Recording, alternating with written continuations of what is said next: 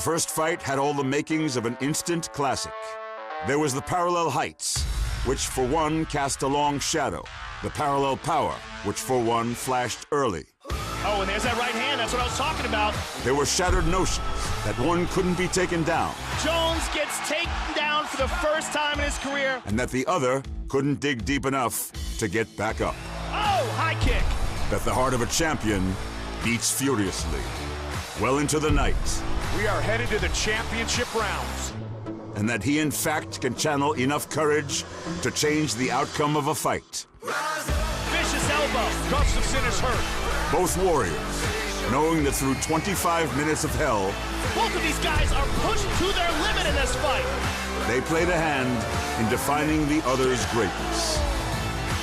Tonight, in a light heavyweight title rematch to one of the greatest title fights in UFC history, they do it again. But first, it's a super fight for the ages. Champion versus champion. Oh, she's stunned. The two best female fighters in the world wage battle as the bantamweight queen, a ferocious, fearless, wrecking machine, looks to solidify her legacy. Devastating victory by Nunes. By moving up a weight class and challenging the most dominant female fighter on the planet. She is a destroyer. The featherweight champion, a fearsome ball of power. Oh, several flush knees now, and this could do it. Who destroys everything she touches. She's hurt bad. I don't think she knows where she's at. And still unstoppable. And strikes fear with the very mention of her name. Cyborg. And finally, it's the long-coveted rematch. The greatest fighter in UFC history returns to reignite his reign. Jon Jones is back! The man who has rewritten the record books and taken out fighting's biggest names, one after another. Flawless performance. Through use of force. He's got a choke. It is all over. Artistry and will. That's it. He's out. Jon Jones has done it! Returns to face the one man who pushed him to his very limits. The Swedish Mauler, who can match him punch for punch. Oh, big shot. Kick for kick. Breath for breath. Until there's nothing left other than finality.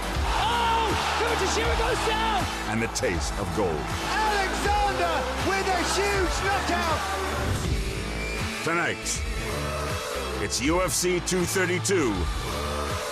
Jones versus Gustafsson 2.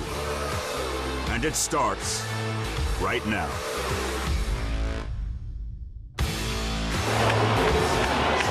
Well, it has been a headline-filled holiday week for the MMA leader, but tonight the focus is on fighting. And one of the best cards of 2018, four of the best fighters in the world are set to be showcased in two high-profile championship bouts, all with a Southern California backdrop.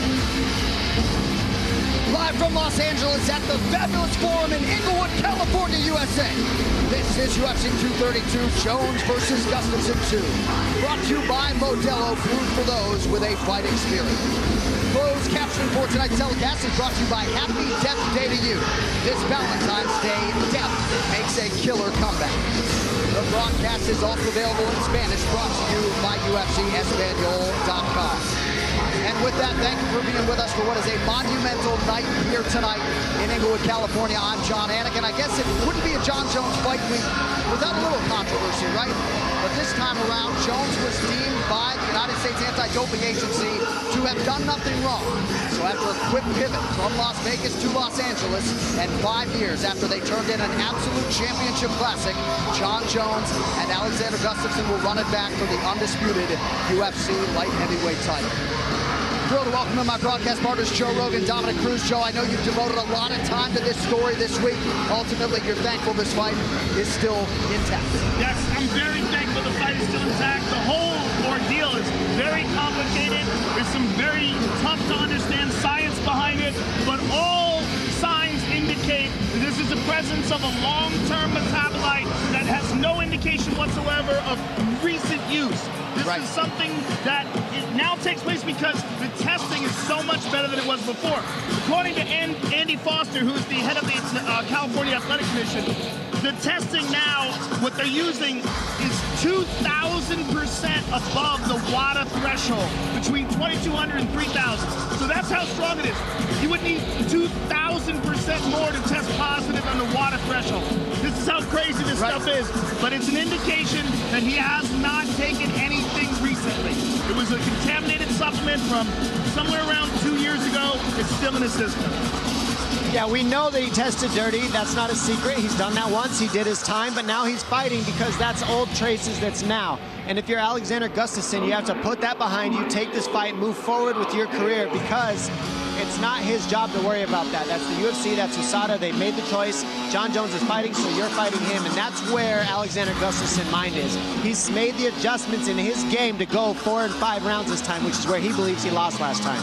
It's unfortunate we haven't had to think about this because the fight is so fantastic. This is an amazing matchup between two of the greatest light heavyweights of all time. And in my opinion, the guy who offers one of the biggest threats to John Jones because of his length, because of his footwork and his reach. The first fight was fantastic. Alexander Gustafsson rose to the occasion, and John Jones got caught in a situation where he did not adequately prepare for a man who put on the fight of his life. I think since then, Alexander Gustafsson has grown.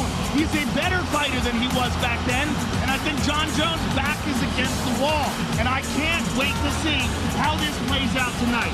You know, I beg to differ that John Jones wasn't ready for that last fight. I think that that's something he's telling himself because of the dirty test, that I need to be.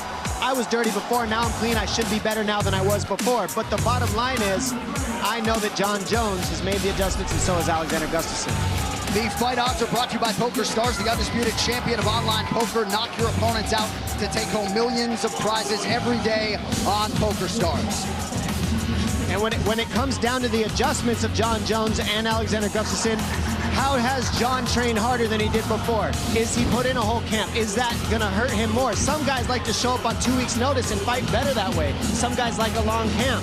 We don't know what John Jones did before, but we know he's had a camp for this one. I want to see the best of these two, and I think this is what we're gonna get in this matchup. I think before, we might have had a watered-down version, and it was still my favorite fight of all time to watch, so I'm ready. All right, well, the appetizer for the main event is damn good in its own right. History going to be made one way or another here, guys. The first true women's super fight in UFC history. Amanda Nunes moving up to challenge the world beater Cris Cyborg for the featherweight title. I love this fight. Champion versus champion. And I think this is going to be the biggest test of Cris Cyborg's career outside of Gina Carano, which was her first big test. Cris Cyborg is a destroyer.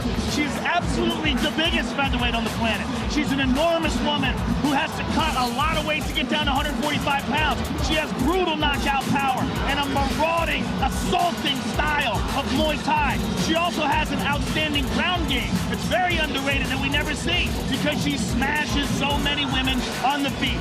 She is a true champion.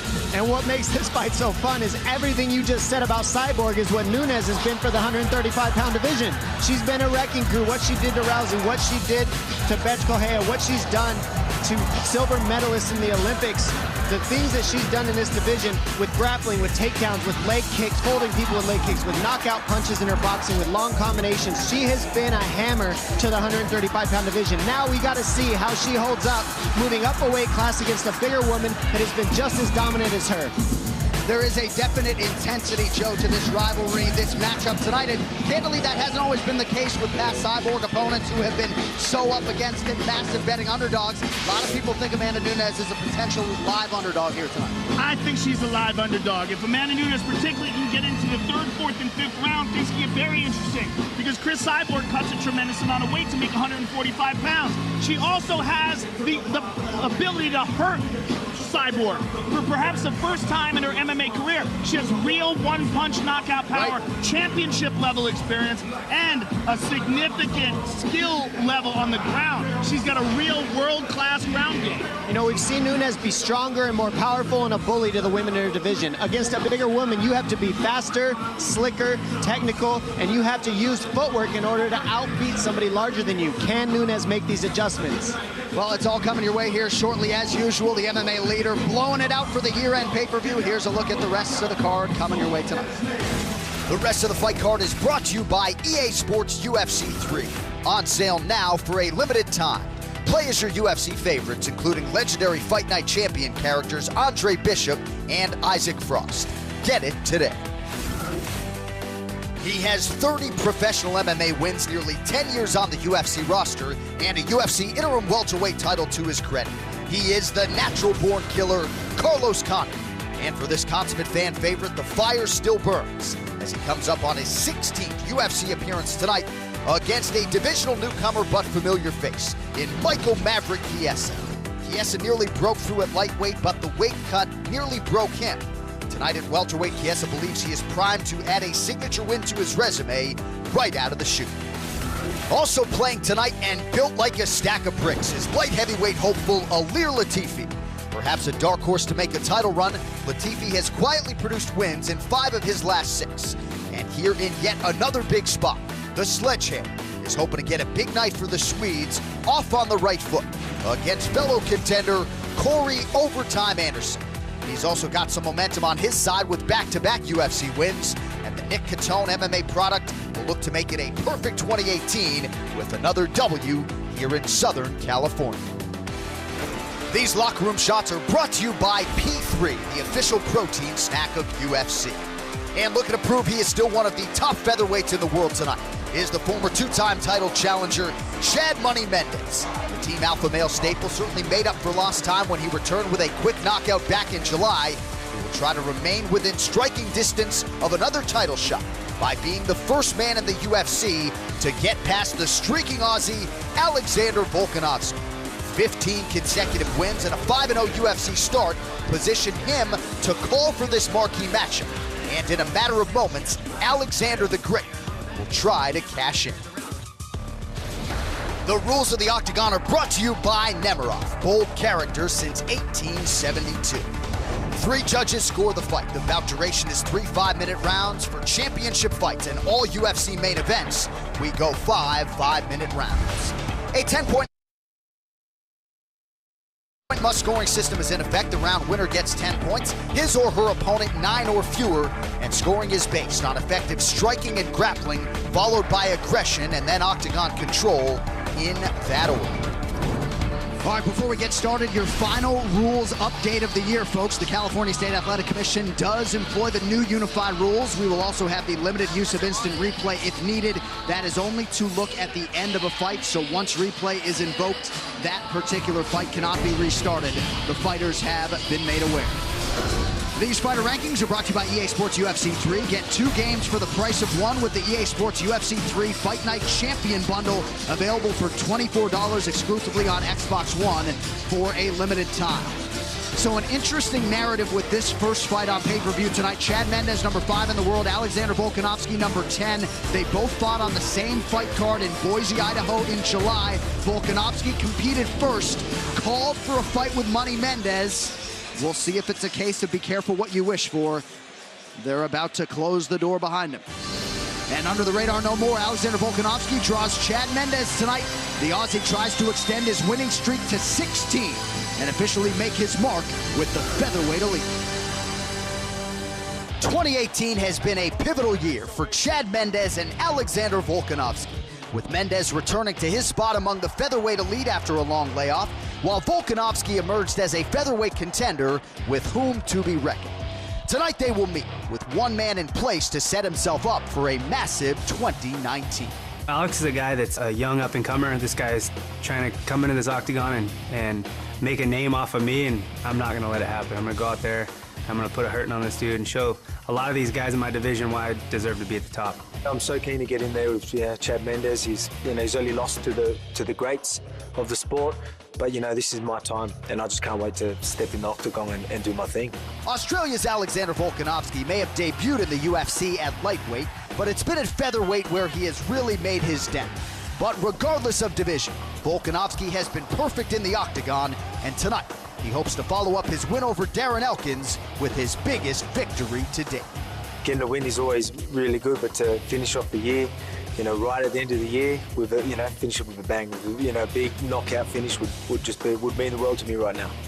After nearly 3 years on the sidelines, many wondered whether Chad Mendes would be in his traditional top form when he returned in July.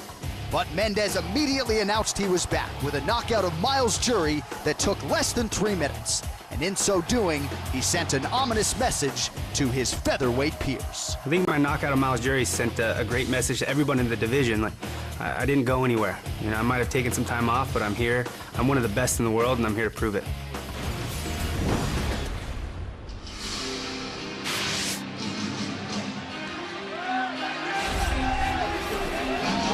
Representing Freestyle Fighting Gym and City Kickboxing, here is the upstart Alexander Volkanovski, 5-0 in the UFC. He has not lost an MMA fight in 5.5 years. He has never fought an opponent below 500. And he feels like he has trained with a lot of stocky wrestler types like Chad Mendes. He asked for this fight. We'll see how it goes for him here in a matter of moments. Well, this is how you find out where you stand. You take that chance, you ask for the fight against the dangerous guy who's a real veteran, and you see what happens. And this will be the most high-profile fight of his career, and I believe the most dangerous fight of his career. Chad Mendes is very physically powerful. He's lightning fast. He's got great wrestling credentials, legit knockout power, and a lot of experience against world-class competition. As Volkanovski said, the guy's only lost to the greats of the sport. You know, something that Alexander said really struck me. When I talked to him, he said, you know, something different. It wasn't, I'm going to knock him out. It wasn't, I'm going to take him down. He can't beat me. I'm unbeatable. It was, I'm going to get him in the scrambles while we're breaking apart. He has holes, and I see that that's my opening to get to make real damage against Mendes. And what he means is he's looking for Mendes to try to wrestle him. This fighter description is brought to you by P3, the official protein snack of UFC. Takedown ratio 16-3. He's been a very accurate striker. Significant strike defense also on point for Volkanovski. 18-1. And knowing that Mendes is going to wrestle him is what he wants. He knows he's going to get taken down, but what he said is, I'm impossible to hold down, so that's why I wanted this fight. Even if he takes me down, he can't hold me there, and I'll hurt him on the break.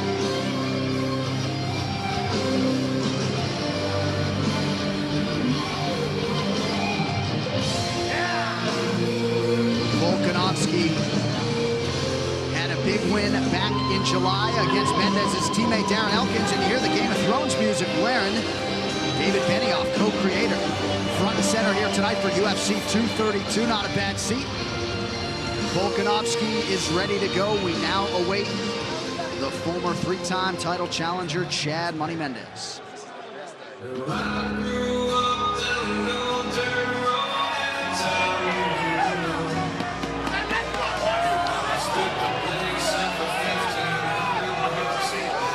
So here is the number 5 ranked contender, Chad Money Mendes. Twice he has challenged Jose Aldo, fought Conor McGregor for the interim title.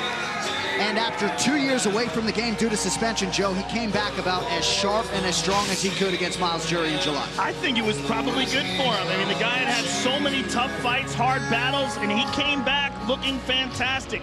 Here's the key. Didn't take time off training. Kept training the entire time during his suspension, and just came back with a lot of enthusiasm and completely refreshed. He is a freak athlete, this guy.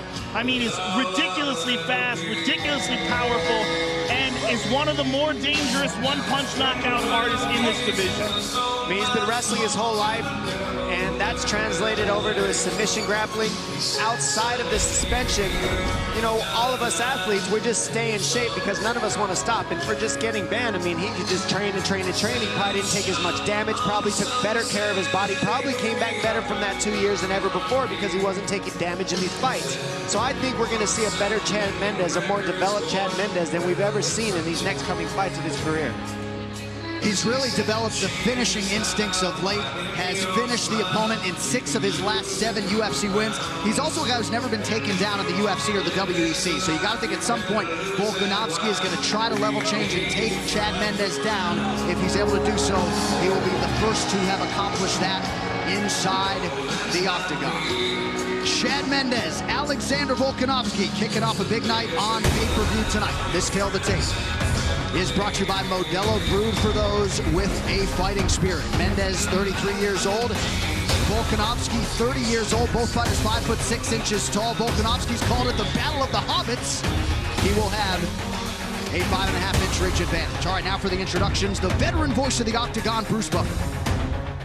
Ladies and gentlemen, we are live from Los Angeles at the Fabulous Forum in Inglewood, California, for UFC 232, Jones versus Gustafsson 2, presented by Modelo, brewed for those with a fighting spirit. And now, this fight is 3 rounds in the UFC featherweight division. Introducing first, fighting out of the blue corner, a mixed martial artist holding professional record, 18 wins, 1 loss. He stands 5 feet 6 inches tall, weighing in at 145 pounds. Fighting out of Windang, New South Wales, Australia, presenting the number 10 ranked featherweight contender in the world, Alexander the Great Volkanovski. And now introducing his opponent, fighting out of the red corner, a mixed martial artist holding a professional record, 18 wins, 4 losses. He stands 5 feet 6 inches tall, weighing in at 146 pounds. Fighting out of Sacramento, California, presenting the NCAA All-American Wrestler and the number 5 ranked featherweight contender in the world, Chad Money Madden! And the action begins. Our referee in charge, Mark Smith. Mark Smith, our referee. You just saw Uriah Faber, longtime teammate of Chad Mendes. These fight odds are brought to you by Poker Stars, the undisputed champion of online poker. Knock your opponents out to take home millions of prizes every day on Poker Stars. Mendes, the -140 favorite. Volkanovski coming back at +130.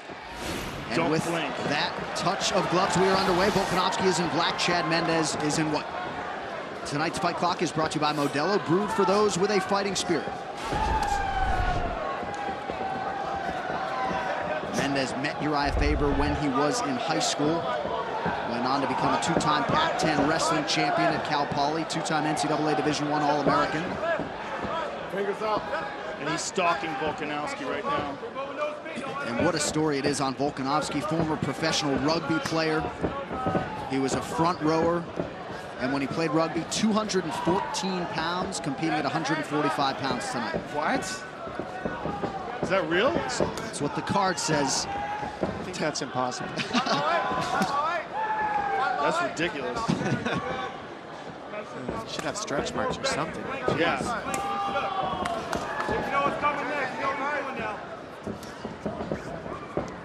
This is a literal mirror match. It's going to be a matter of speed and who chooses what weapons how. Yeah, Volkanovski's got him pressed up against the cage now, or at least he's controlling the center of the octagon, rather. Chad's looking for a takedown. He's just backing up because he's trying to pull him into a takedown right now. That's what I see. Nemiroff, bold character since 1872. On fingers, Alexander.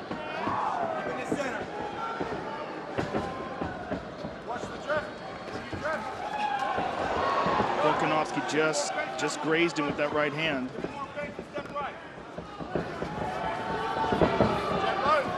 We're a lot faster. Let's be faster. Circle. Don't let him get the range. Oh, nice combination from Mendes. I think at least the left hand was blocked there. It looked like the right might have partially gotten through.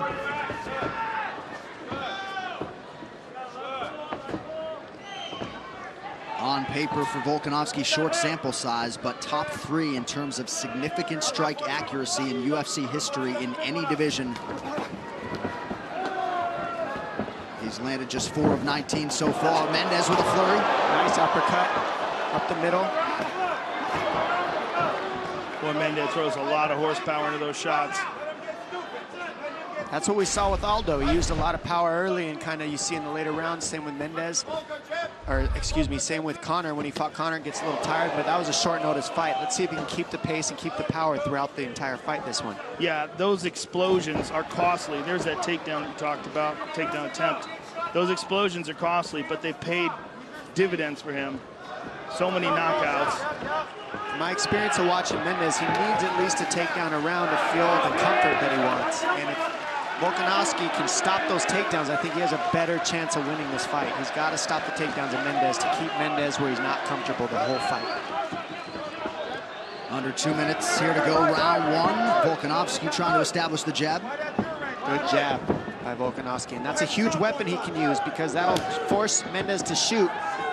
Instead of, if he throws the right hand, he's committed to the right hand, so Mendez can shoot underneath it and get the double leg. By throwing that jab out there, he's forcing Mendez to shoot to a single leg, which is much easier to defend. And Volkanovski's keeping Mendez thinking, too, with all these feints. A lot of feints as he gets in closer. Ooh, nice right hand there by Volkanovski. And he's keeping the pressure heavy on Mendez, making Mendez think. Mendez is in counter mode right now, waiting for the punch, and then following it up from body head. I like that jab. That jab of Volkanovski's slick. Nice, went to the body with it there.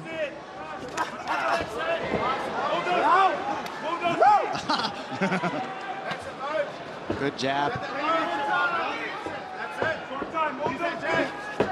Shot from Mendez, he gets Volkanovski down. And this is where Volkanovski said was going to make the difference. He said, I can't get held down. Even if he takes me down, he can't hold me there, and I'll pick him apart when I get away. Look at that. He got right back up to his feet. He ate a little bit of an uppercut on the way out. And that's the takedown Mendez needs for comfort, though. He at least got one, but the problem is he needs a little bit more time holding him down to feel real comfortable, I believe. He's still doing well in this fight. Nice right hand behind the ear landed by Mendez. How about the boundless energy, though, of Volkanovski? It's infectious. What I'm seeing is Volkanovski establishing a slight edge with his striking technique. I think he's been a little bit better with his defense, and he's establishing that jab, and he's making Mendez think. High-level MMA right there. Tonight's Corner Cam is brought to you by P3, the official protein snack of UFC. Sit down, bro. That's beautiful, brother. Yep. It's beautiful. Start jabbing to the gut a little bit, bro. You've got more, yeah? Yeah, just a little bit. You got it confused before the look. You can't really read what you're doing when you come in. So just start mixing up your jab now. How's the range, right? Yeah, I want you to jab to the body and then come over, yeah? Okay? Yep. You're just going all head, honey. I want you to go to the body and then come over, yeah? Yep. You Brad, yeah? That's exactly it. That's exactly it, bro. Yeah, show him a different look. Try to come underneath now, all right? Be quick. Let's get him around the gloves. Come around the gloves. He's right here. Come around and fuck him up. In and out. In and out. You're so much time against the cage either. in and out. Good job. Settle down. Let's fuck that leg up outside. Get your head off center. Okay, remember, pull your shoulder back. Take that uppercut away. Yeah, we're faster. We're faster. Let's go. In and out all night. In and out. Tonight's crowd shots are brought to you by Poker Stars, the undisputed champion of online poker. Knock your opponents out to take home millions of prizes every day on Poker Stars. And how about LA showing up and showing out, banging out this forum on short notice here tonight? All right, guys, second round. Fight's on. Round two, Alexander Volkanovski and Chad Mendez. I think Mendez does have the speed, but I'd like to say that basically Volkanovski just looks more comfortable standing. Yeah. Chad Mendez looks good standing, but he doesn't look as comfortable standing, which adds to exhaustion as the fight moves on, because when you're uncomfortable in your fights and where you're at, that taxes you. I agree. He looks less comfortable, and also he's responding to a lot of the feints of Volkanovski. So he's always tense. And now he's feinting back, and that's what Mendez can do to counter that. Feint back to the feint and not explode so much. All the huge explosions to cover distance and range, whereas Volkanovski's covering distance and range with his jab, with his kicks. And Mendez is exploding with power to cover range, so it's more exhausting. Good right hand by Volkanovski. It's also the defense of Volkanovski's been on point, too. So when Mendez does these flurries, he's not getting benefit from it. Oh, you got to watch out there, because Mendez can finish these fights at any time. He's got non-stop power, and he counts on it, and he's good at it. Look at Volkanovski just... There it is. Volkanovski down. It started with the right hand, and now we're going to see Mendez have comfort. Now we heard him. Now we get to see Mendez establish some striking and really feel where he wants to be. But he got a clip with the left hand there. Volkanovski smiles at him. This is the fight we wanted right here. Mendez is stepping forward now. Got to be careful there. He's looking for that left. Nice. Rips to the body with it. Cut on the bridge of the nose of Alexander Volkanovski. Less than 3.5 to go here, round two. Mendez taking a little breather now. And that's when Volkanovski's going to press. Volkanovski knows that he pushed a lot of energy out there. I don't think it's a question of being tired, Joe. I think it's a question of respect. Yes. That power that he felt. He understands, all right, I can get hurt too. I can hurt him, but he can hurt me too. Well, I think it's also understanding there's 3 minutes left in the round. Yeah. And he just can't keep... Oh! Volkanovski tees off on him. Volkanovski's showing a lot of toughness right now. Mendez, perfect timing on that takedown. He needs to hold Volkanovski down here. He needs to get some air and to get his rhythm and his momentum back. That cut for Volkanovski not in a great place. Blood trickling into that left eye. Wow. Right back up. Volkanovski with an amazing takedown defense, or at least the ability to get back up to his feet. The defense doesn't matter as much as what you just said, Joe, getting back up. There's some blood coming out of the nose of Mendez and the eye of Volkanovski. This fight's getting serious. That jab's picking Mendez apart, and that's what's messing him up right now. It's that jab. That jab is really causing issues. That was a shift. Fake the jab, came over the top with the right when he switched to southpaw. Nice shift by Volkanovski. Another beautiful jab right there by Volkanovski. Nice inside leg kick. Beautiful combination. Volkanovski coming on strong. Mendez needs to start going to the body and quit trying to explode to the head hunting of Volkanovski. Go to the body, set up to the head later on after he goes to the body. That is the difference. Is look, okay, now at least he's doing this in the center of the octagon. Don't forget, Let's see if he can control it. Oh, he's got the back. What about the explosion that took, though, Joe, to get or to do all this? How much energy is this taking? Now he's got control. That's what he needed. That's true, but he is a finisher. Yep. I mean, you're talking about a guy who finished Jeff Glover in a submission match. This is a guy who can't be held down, according to Volkanovski, and that's the Look issue. at this. Back up. Nice kick to the body by Volkanovski. When you watch, oh, he's hurt. He's hurt. He needs that momentum on the ground. Volkanovski's teeing off on him. Oh, huge elbow. Mendez needs to get off the fence and get to moving his feet. Mendez is in big trouble. Less than a minute now to go in the round. What a war. Volkanovski with an incredible pace here, too. He's just putting a lot of pressure on Mendez. Ripping to the body. He drops him. That's it. Wow. Huge fight. Wow. Alexander Volkanovski has finished Chad Mendez, and with immediacy vaults into featherweight title contention. Wow. What a victory for Volkanovski. I mean, that is absolutely huge for that guy. Chad Mendez, a top 5 contender, and Volkanovski comes in here and closes the show in a war. I mean, and Volkanovski, he's just getting started, man. Only started MMA training in 2011. Let's get to the fight replay. That's crazy. Brought to you by Nemiroff, bold character since 1872. That's an almost as crazy a statistic as his weight when he was playing rugby. Right. I mean, here we see the beginning of the end, the knee to the body. I mean, he's just relentless, staying on top of Chad Mendez. And the jab, as we were talking about before, is a big factor. Look at this, rips to the body here. Hits him with that one on the forehead.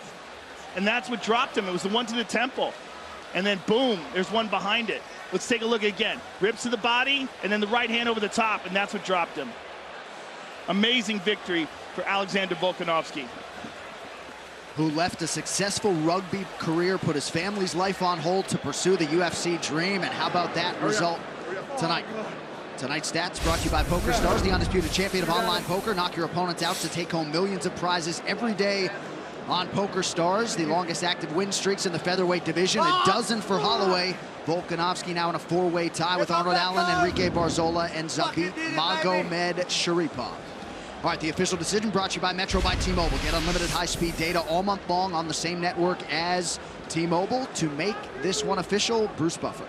Ladies and gentlemen, referee Mark Smith has called a stop to this contest at 4 minutes, 14 seconds of round number 2. Declaring the winner by TKO, Alexander the Great Volkanovski.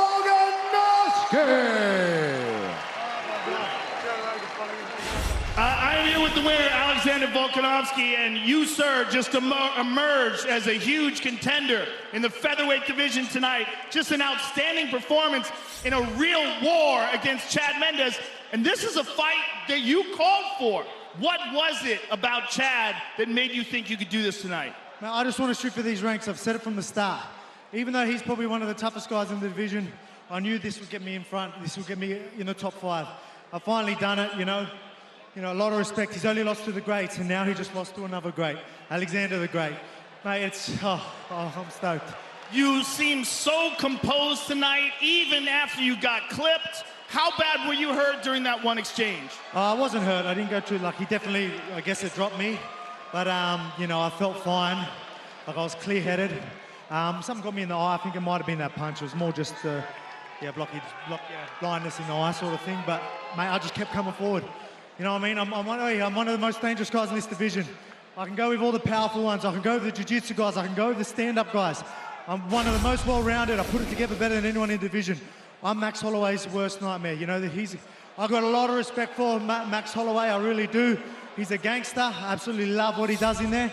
But the fact that he's such a gamer and he's crazy in there, he will stick to something that I'm so good at. It's in the pocket, and he hasn't wrestled. He hasn't fought a wrestler like me or Chad Mendes or Frankie Edgar.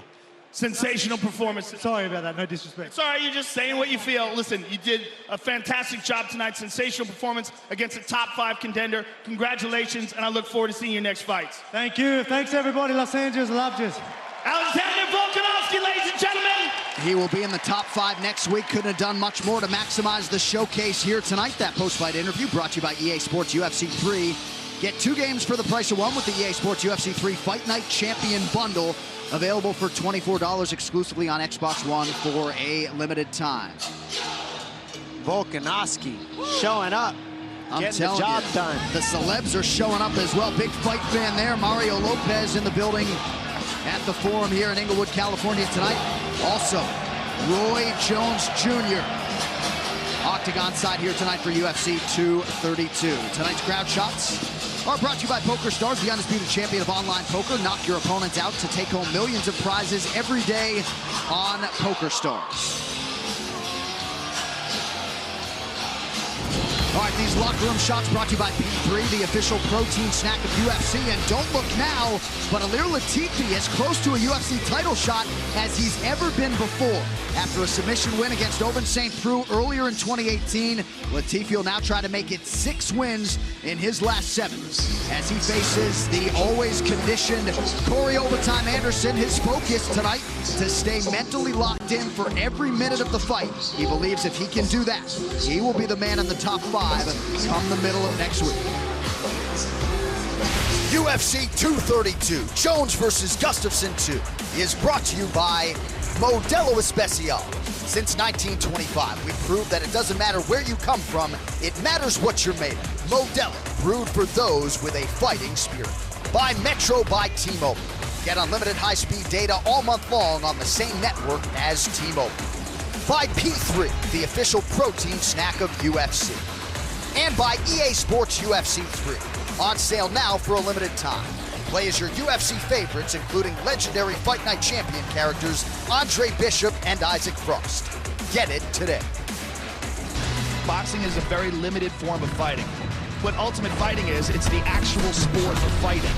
Both of these guys has a chance to silence all the doubters, all the haters. Look at this sprawl, beautiful sprawl. Oh, good combination. Oh! Severn goes to his back. Frost not doing a bad job defensively, though. Oh! The hype behind this contest is insane. I cannot wait to see it. Tonight's main event fighter arrivals are brought to you by AirAsia.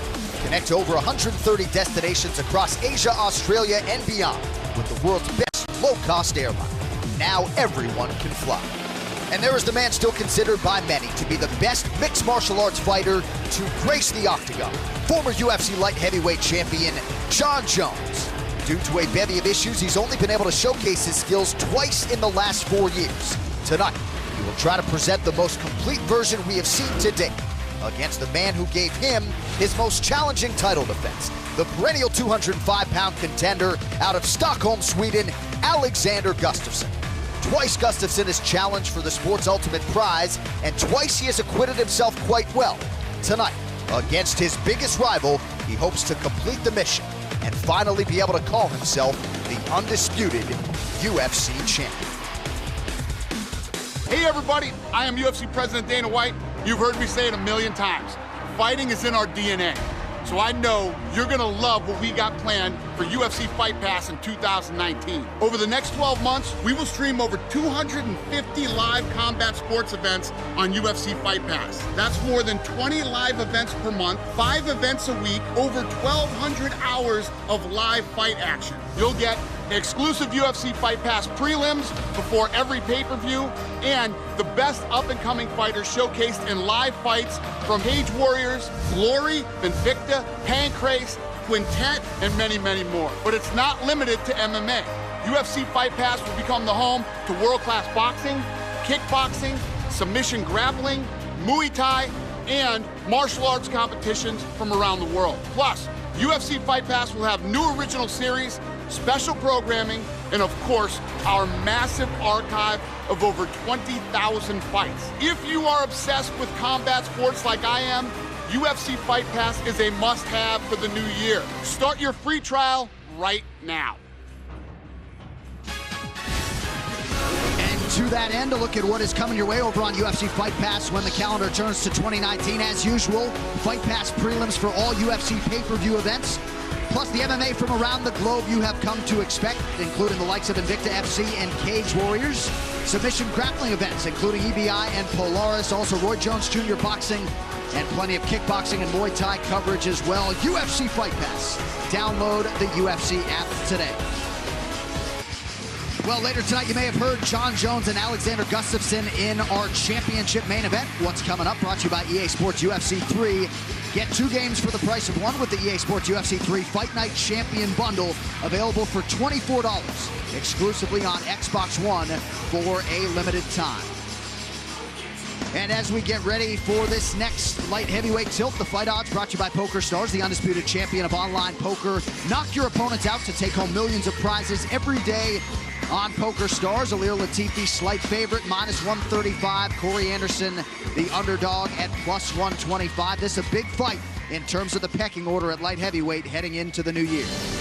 Well, after winning the Ultimate Fighter 4 years ago, Corey Anderson grew up in public as he battled the UFC's best. Tonight, it could be graduation day for Overtime as he tackles powerhouse Ilir Latifi. Before Jon Jones and Alexander Gustafsson settle their score and determine a new UFC light heavyweight champion, top 10 contenders Ilir Latifi and Corey Anderson have their own business to attend to as they try to move within striking distance of a title shot. Like I always go in for every fight, I go in to make a statement, and I gotta make it tonight too, you know, to get that title shot.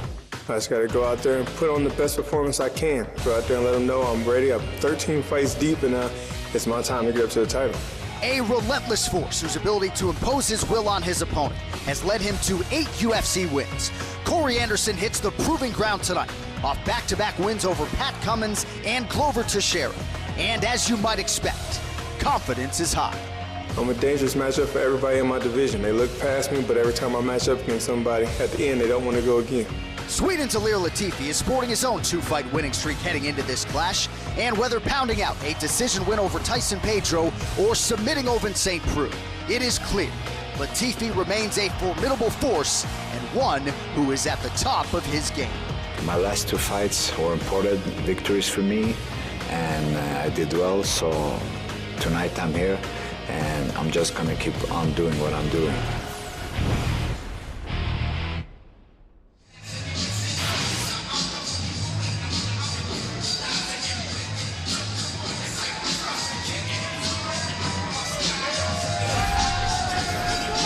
So here's the number 10 ranked UFC light heavyweight contender, Corey Anderson, 2-time collegiate wrestling All-American at the JUCO and D3 levels. So he tried out for the Olympic wrestling team with the great Ben Askren, who persuaded him to try mixed martial arts.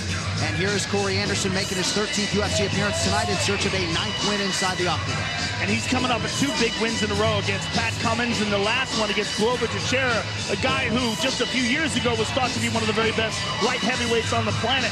Corey Anderson is a guy who continues to grow and learn with every outcome. With every fight that you see him, you're seeing a better version of Corey Anderson. And that man, Mark Henry, is a big reason for that. He's got a fantastic camp. He's prepared for this, and this is a big challenge in front of him. Ilir Latifi is a powerhouse, an extremely dangerous guy with ridiculous power punches.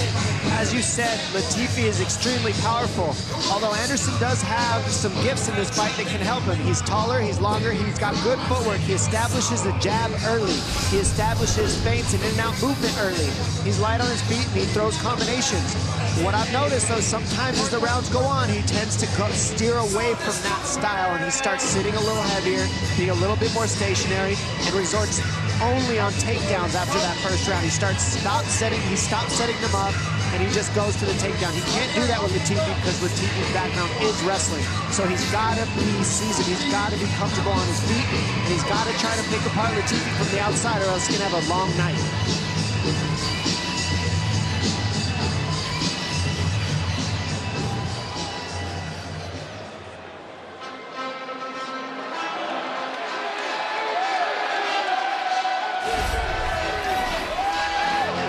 With as much momentum at present as any light heavyweight, here's the number 5 ranked contender, Ilir Latifi, 7-3 overall in the UFC. Now, he has hinted at a move up to heavyweight, depending on how it goes for his teammate Alexander Gustafsson later tonight. But Latifi, Dom, brings a whole lot to the table. Well-rounded fighter, good wrestler, very technical striker. And he's got a big one, obviously, in front of him here tonight.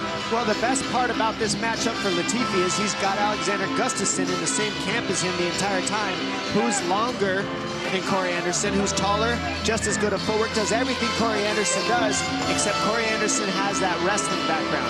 But that's what Latifi has as well. So this is a great matchup for him. He's had the training partners to prepare for it. Let's just see if Latifi can put these together with the skills that he already has and do what he needs to in order to move up the ladder and create opportunities for him later on. Yeah, Latifi has the air of a guy who's really streaking right now. And, you know, he also showed in his last fight that he's capable of winning by submission against Open St. Preux. He's a real powerhouse, like a freakishly powerful guy, both with his punches and with his wrestling and his ability to submit guys. He's just a tank of a man. And there's real consequences to the exchanges with him. You know, when you get into these exchanges, when you're in there with a guy like Ilir Latifi, any little tiny mistake, you can wake up with a flashlight in your face. Right. Something I love he does so well is he'll like run, throw a few combinations to your gut, and then right when your hands drop, he comes with a power overhand right or a power overhand left. He almost gets you to bite on the body shots, thinking he's going to go heavy to the body, and then when your hand's lower, he hits the power behind it. Very tricky. And he knows how to use his power regardless of his height.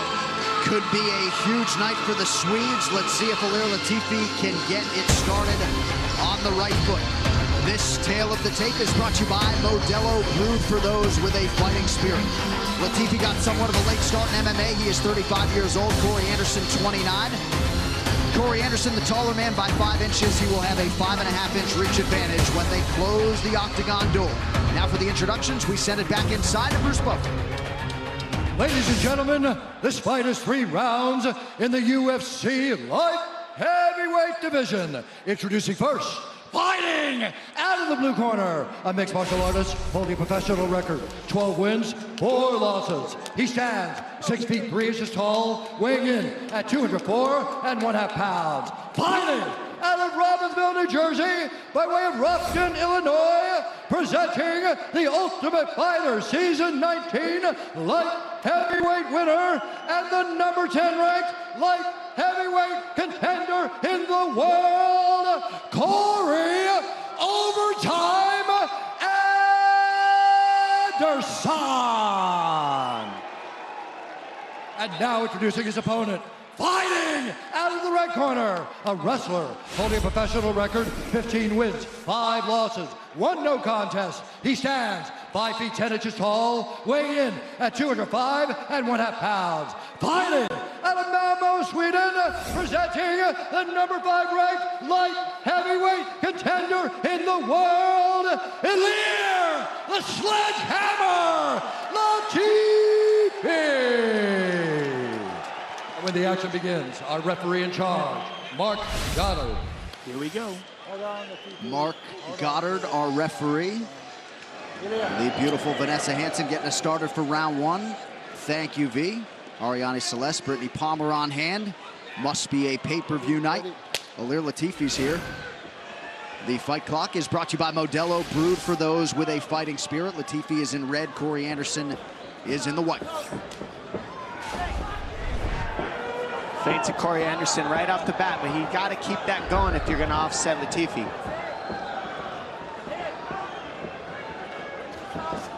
Latifi trains at the All-Stars Training Center alongside Alexander Gustafsson, Gokhan Saki, Jimmy Manawa. A lot of elite-level talent in that camp. I see a lot of similarities in Latifi's build, in the way he moves, the way he holds his hands, the way he wrestles in Daniel Cormier. I mean, there's similarities. Daniel Cormier is much more aggressive with the clinch, but the way that he moves, the way he defends, the way he picks his punches, very interesting. He's extremely powerful, regardless of how short he is, and from the outside, he figures out a way in the pocket. And he has trained with DC in the past. Nemiroff, bold character since 1872. I believe they trained together at the Olympic Training Center. Ooh, big calf kick. Those add up. Can't eat a lot of those. You literally can eat maybe 3 of those before your calf just shuts down and your foot starts flopping.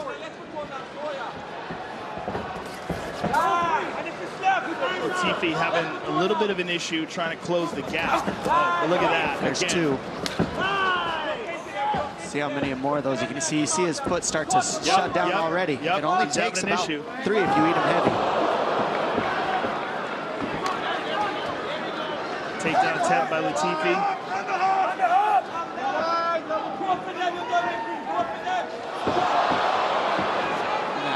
That high crotch on the outside is what Daniel Cormier has made very effective. Latifi couldn't finish it, but that's his takedown attempt. Now watch that calf kick. He's going to keep using it. Oh, big uppercut, man. Stunned him. Anderson fighting without a mouthpiece here.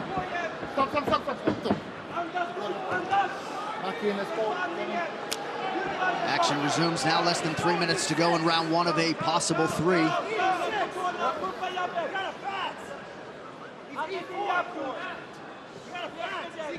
Corey Anderson came in tonight with more takedowns landed than any light heavyweight in UFC history. Only took him 12 fights to accomplish that feat. Had a UFC record 12 takedowns against Pat Cummins 2 fights ago. Latifi was looking for that kick again. Corey seems to have regained the use of that leg. Well, it takes a minute. It only shuts down for about 30 seconds, and then hopefully it comes back alive. But if you eat too many of those, your foot just goes limp. It's like a nerve thing. It's crazy. Regardless of how bad it hurts. Oh, he stung him with that left hand. Yep, left hand hurt him. Calf kick's going to come soon. Now he's got him thinking about the hands. I won't be surprised to see that calf kick come again from Latifi.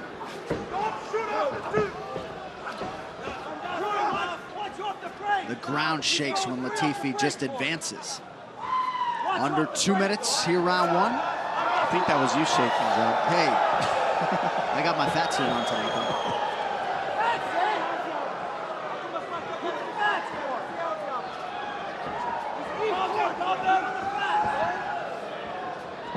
Corey Anderson has talked so much about the mental game and maintaining a positive mindset during fight week, when maybe you're cutting weight and training isn't going as well as it had gone the previous 8 weeks. Ooh, big left hook lands for Latifi. And Corey Anderson is staying right in front of him during these exchanges. Very dangerous spot to be in. He's heavy on that lead leg, and that's why that calf kick is working so well. You see how heavy he is leaning forward on that lead leg? That's what Latifi's reading. Ooh, big left hand lands.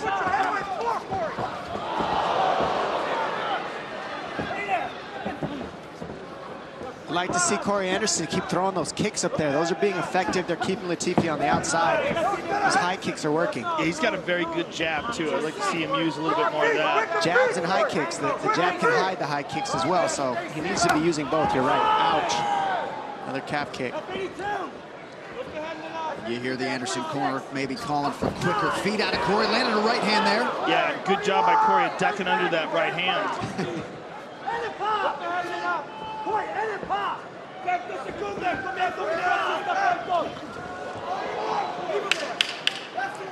Well, you know Anderson can fight at this pace for 15 minutes.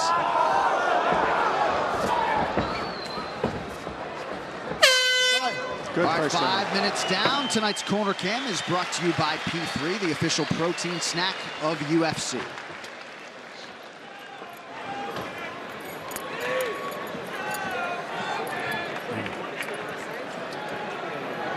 Listen to me. You're throwing, he's blocking, and he's countering. He's going with like a low four right here. You follow what I'm saying? He's only getting you on the fours and off the counters. You understand what I'm saying? Because you're shooting off your right hand. Off the clinch, you're putting your head back and not looking. You follow what I'm saying? You understand? The uppercut at 5, that left uppercut's wide open, bro. Wide open. You hit him with it before. Keep your pop. Keep hitting with that jab and pop out. And as we see here, calf kick to Latifi, from Latifi to Anderson. Another kick, and it's because he's very heavy on that lead leg. And a big left, boom, lands on the chin. Hurts Anderson, he keeps it together. So far, Latifi's landed the bigger shots, but it's a very competitive fight still.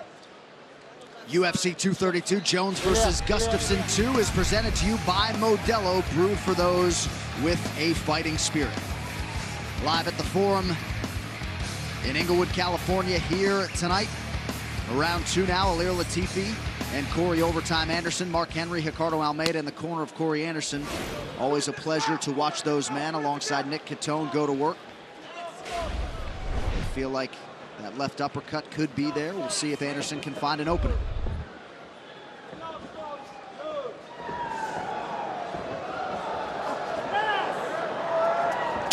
Good kick to the body by Corey. He needs to keep that jab out and keep those kicks going and have a lot more success. Those are rangy weapons, and he needs to use more of them. And Corey's really known for his endurance. He can keep up this pace easily. And Ilir Latifi, because of that style, he's had some endurance issues in the past because he's so explosive. He's basically sprinting several times around. It's very similar to what we saw in Mendez, Rogan, where he explodes into cover distance instead of really double jabbing in, kicking, and then punching in. He explodes, and it is taxing, but he's so powerful and so quick, he can do it. Oh, huge right hand. Gosh, those are heavy punches by Latifi. Anderson just ate it, though. Yeah, chin seems to be holding up pretty well. Got that beard going. Stuff that takedown. Great wrestling by Anderson. I mean, he's making good decisions on when he chooses to shoot. Good defense here so far. See if he can stop this attempt by Latifi. If he gets his hands locked, it's a problem, but he doesn't. There we go, we're good.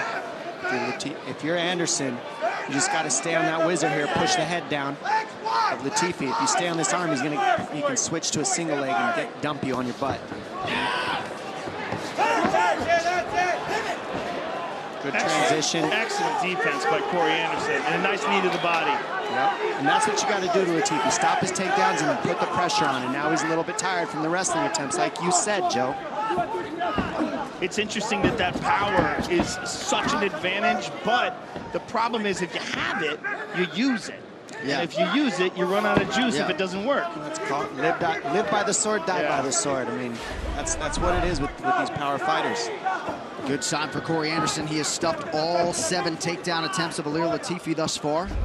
As he rips the body there. Good right hand to the body by Corey. If I'm Anderson, I'm going to keep teeping the gut. I'm going to keep kicking the gut, and I'm going to keep punching to the gut. Latifi clearly slowing down now. And Corey Anderson sensing it, and he's starting to put together some nice combinations here. I don't like how Corey Anderson is leaving the break when they get close, though. I mean, that right hand and the left hook of Latifi is getting closer and closer on these breaks here every time. Yeah, Mark Henry was just screaming at him to keep that right guard up. Ooh, nice knee. Knees would be a great use for Anderson as well because Latifi leans over his lead leg so heavy. You see how hard he leans over his lead leg? That makes knees very effective if Anderson starts to read it. Latifi's mouth is wide open here. He's very tired. And Corey senses it, and here he comes. There's his condition as any light heavyweight. Yeah, tremendous conditioning by Corey Anderson, always. Oh, good right hand by Latifi. Man, but Anderson avoiding these shots. Yeah, man. Avoiding these shots, and he knew Latifi was tired before. Look at him, hands on his hips. Yeah, not good body language out of Latifi. Now's when you go to the body. Go to the body of Latifi here when he's already tired. His hands are down. There it is, and he went for it. You headhunt, you give Latifi a shot to counter you, but if you go to the body, you keep taking his air out. There's a leg kick. Cheap kicks to the gut would be nice from Anderson here. Jabs to the body. Latifi trying to get these breaths in whenever possible. Just over a minute to go here, round 2.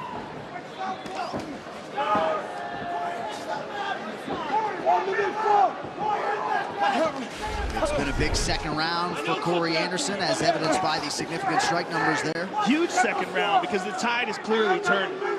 You're saying he's grabbing his shorts.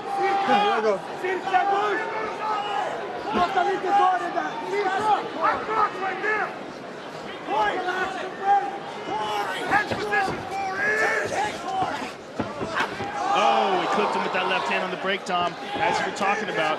Right hand by Corey, though. Beautiful jab.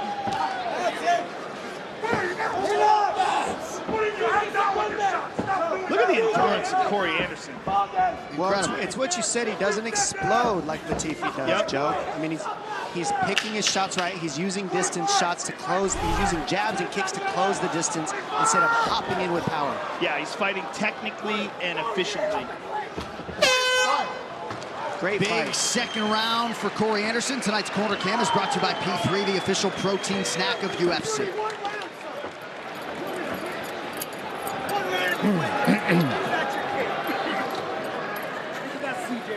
All I want you to think about is Jim and CJ. You need one. It's this hump day. You never go over the hump. Today you're going over the damn hump. Listen to me. Keep your hands up after you throw. He's hitting you out of the clinch because you're looking out of the clinch. Every time you clinch, you're pausing and looking, and that's what he's hitting. You understand what I'm saying? That's the only time he's getting you when you're waiting in front. Keep your face there. Look at me. 5 minutes, that's nothing for you. He's gassing. Every minute that goes by, he's gassing. Don't wait in front. The jabs are killing him all day. Mark Henry fired up. And here you see why. Corey Anderson with a nice kick to the body. Just tremendous output by Corey Anderson this round. Really sensed Latifi was tiring and really poured it on. It was an excellent round for Corey Anderson. It really showcased his endurance and his technique. And Mark Henry looking for a source of motivation for Corey Anderson. You might have heard him say, think about CJ. That is Corey's son, who is almost 3 years old. His wife, Jenny, 7 months pregnant as well. There may be more skilled heavyweights in this light heavyweight division, but few work as hard as Corey Anderson, and we'll see if he can lean on that conditioning here over the final 5 minutes.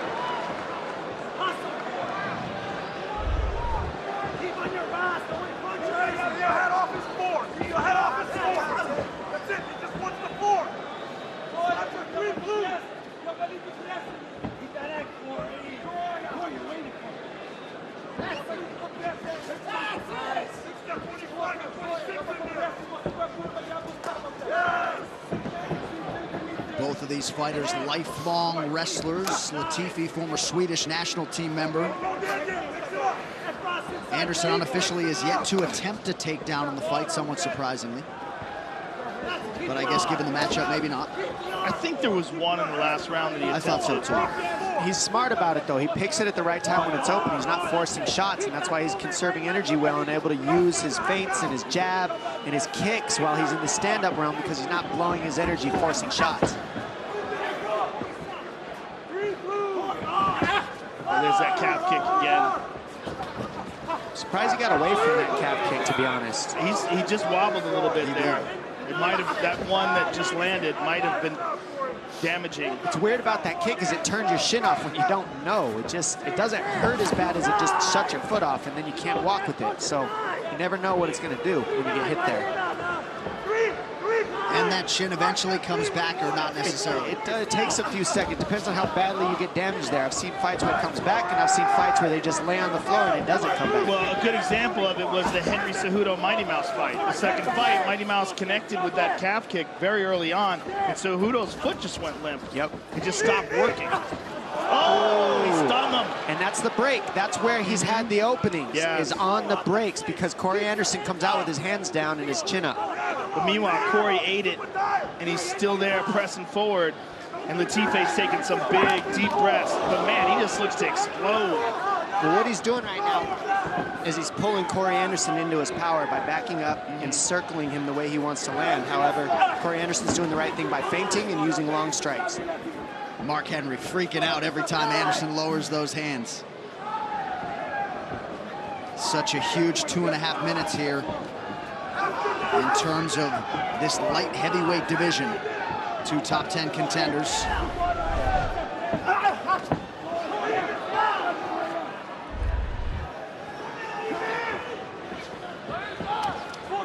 There's that jab again by Corey.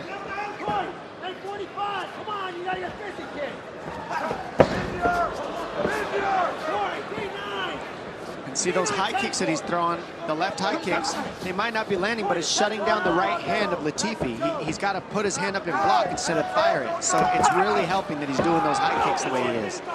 All right, let's listen into that Corey Anderson corner one final time. Keep your head off his forward. Keep your head off his forward. That's all.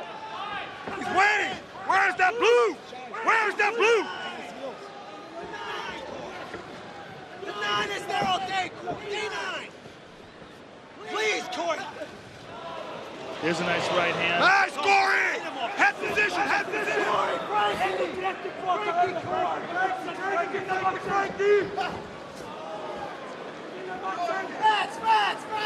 120. He's just waiting for Corey. Anderson resets just over a minute to go in this third and final round. Being very patient. Oh, look at that. That heel appeared to land right behind the ear. Anderson seemed to be okay. He's trying to get it back. Corey Anderson's chin is held up extremely well. He's eaten some huge shots in this fight that he's gone down for in the past, and he's not here. So whatever he's doing, maybe it was his cardio's better in this fight. He hasn't seemed to weather at all in this fight. His pace has stayed the same. So I think cardio has a huge contribution to a chin. I think you're correct, and I also think he's dealing with the momentum of coming off that Glover Teixeira victory. He really feels like he's got a tremendous amount of improvement behind him now, and there's a nice right hand. He's just a better fighter all around. Watch out, though, because this is when Latifi's dangerous, right? Last 30 seconds. You never know. This guy's got power in both hands at all times.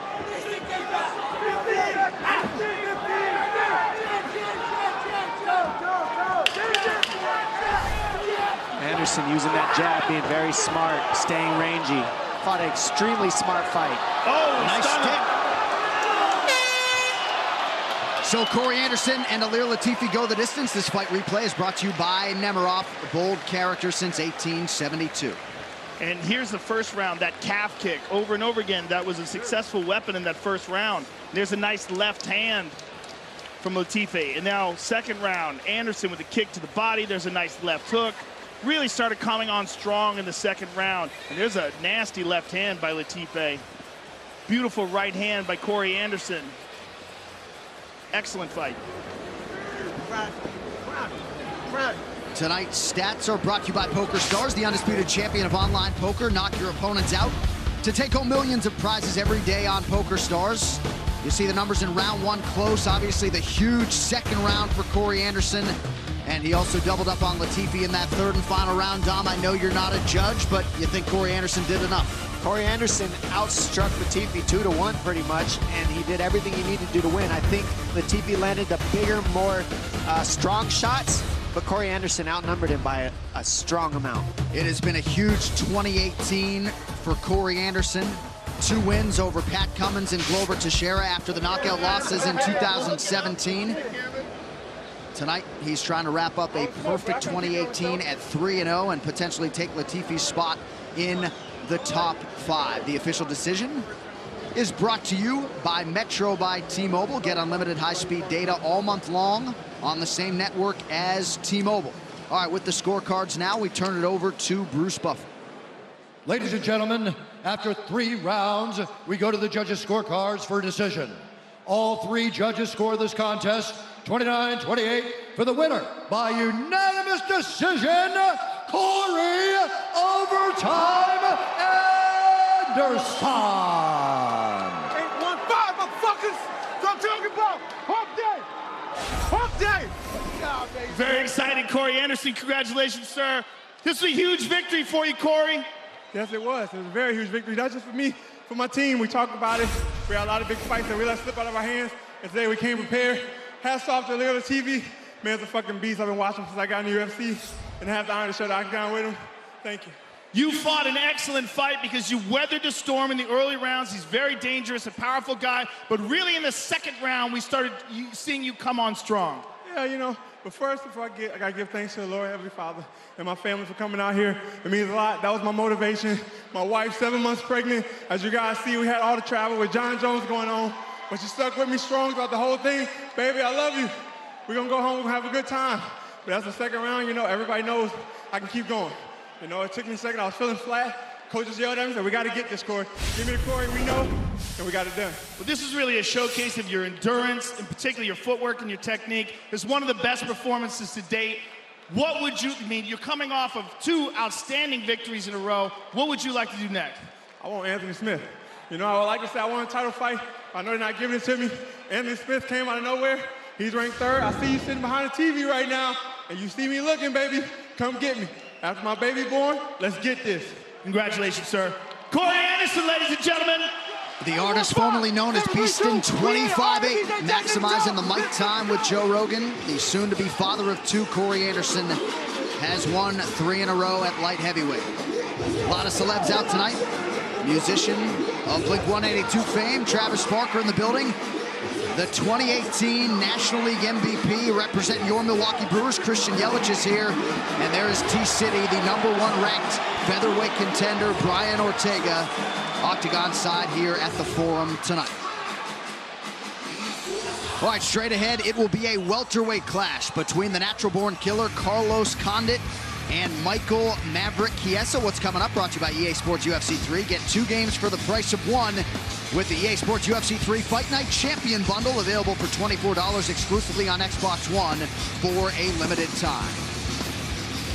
Well, 2018 turned out to be an incredible year, both in and outside the octagon, and 2019 should be no different as the UFC embarks on a new era on a new network. For the last 25 years, the UFC has evolved, expanded, and risen to extraordinary heights. This year, the world's premier MMA organization opened an exciting new chapter in company history by striking a groundbreaking deal with the worldwide leader in sports. It's a revolution, I suppose. Beginning in January 2019, the UFC's exclusive U.S. media rights partner will be ESPN, recognized around the globe as the pinnacle of sports broadcasting. As part of the ESPN family, the UFC will stand shoulder to shoulder with the NFL, the NBA, Major League Baseball, and all the biggest sports brands on earth.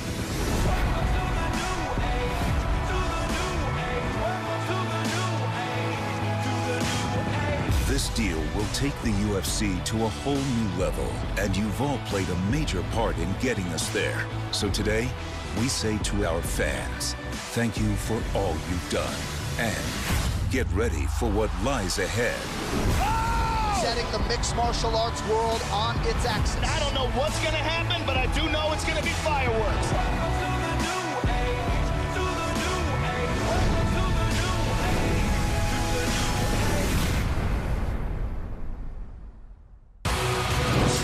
Well, how good is that? The worldwide leader and the MMA leader, and you might hear in the backdrop the new theme song for the UFC on ESPN as we show you our 2019 first quarter schedule, January 19th. We begin the partnership UFC Fight Night on ESPN Plus from Brooklyn, New York. Fortaleza, Brazil, February 2nd, February 9th, back to pay-per-view UFC 234. We also point out March 9th. Welcome to Wichita, UFC Fight Night on ESPN Plus. Breaking news at this time, we'll be in Wichita, Kansas for the first time. London, England, March 16th. March 23rd, another ESPN Plus UFC Fight Night. And back on TV, March 30th, quarter 2. A lot of highlights as well. All of these fight cards and locations to be determined later, but UFC 236, Saturday, April 13th. May 11th, UFC 237, and June 8th will be UFC 238. We could not be more excited to embark on the ESPN era in 2019. Well, everyone is tuning into UFC 232 tonight. Live look inside Twin Peaks on the Vegas Strip. The Black Beast, Derek Lewis. His ball's no longer hot. He's enjoying the fights and a few Modelos with UFC fans tonight. A few thousand miles away in Las Vegas. All right, tonight's Crowd Shots brought to you by Poker Stars, the undisputed champion of online poker. Knock your opponents out to take home millions of prizes every day on Poker Stars. All right, let us get to it. Featured bout here in the UFC's always stacked welterweight division. Well, former lightweight contender Michael Chiesa has always been a fan of Carlos Condit. Tonight, he will put the congeniality aside as he shares the octagon with the one, the only, the natural-born killer. A former Ultimate Fighter winner and longtime lightweight standout, Michael Chiesa will test the welterweight waters tonight as he squares off with former interim champion Carlos Condit in a bout that is destined to deliver. It's an honor to fight such a legend in the sport, but I got to put that aside and I got to go out there and get this win. Mike Chiesa is an interesting puzzle to solve, and sitting down and looking at his fights, I really feel like brutality and violence going straight through him is the key to victory for me. One of the top welterweights of this era, Albuquerque's Carlos Condit was a longtime WEC champion before making his move to the UFC. Here he struck interim gold in 2012 with a win over Nick Diaz. And tonight, after a recent cold spell, the natural-born killer will try to produce against an opponent of a similar mind. I've been in a bit of a slump, and I'm looking to break that. And straight through Michael Chiesa's chest is the way that I'm going to do it. Winner of the only live season of The Ultimate Fighter and 7 UFC fights overall, Michael Chiesa turned back the likes of Beneil Dariush, Jim Miller, and Ally Aquinta to establish himself as a lightweight contender. But in a quest to keep testing himself and at his optimum weight, Maverick is moving up to tackle the best welterweights in the world, starting tonight with Carlos Condit. I wanted my first fight at welterweight to be against a tough opponent, and I've always wanted to face and get a win over a former world champion. And I'm getting all of that and more in Carlos Condit.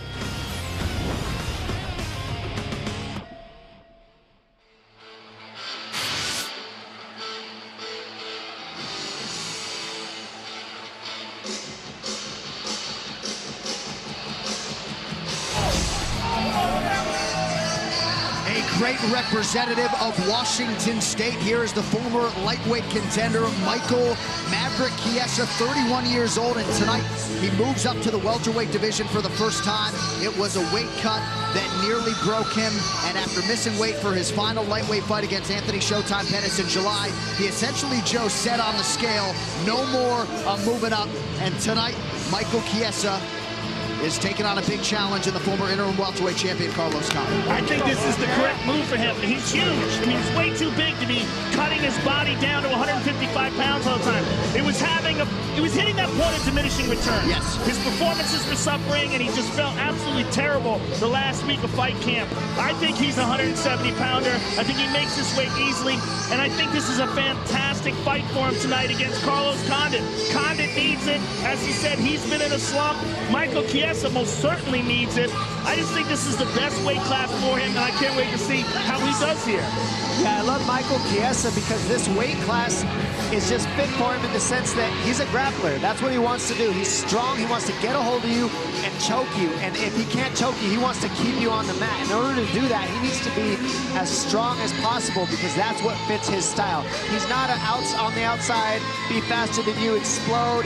He's, I will grab you, I will hold you, and I will choke you, or I will break your arms or break your legs. And he will need all the power in order to do that. So I love this move for him. Chiesa has taken down 10 of his 11 UFC opponents. Condit has been susceptible in the past.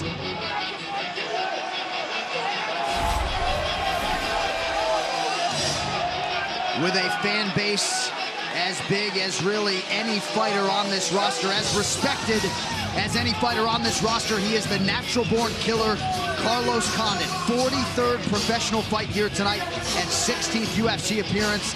Dom, his recent struggles are well documented, but he seems to be in the right mental headspace as he tries to get the job done here tonight. I don't think a whole lot has changed with Carlos Condit and his mind or how he fights. I think it's just been a matter of being out a little while and needing to make the adjustments to the sport as the sport has continued to progress. I mean, Carlos Condit is one of the greatest ever, period.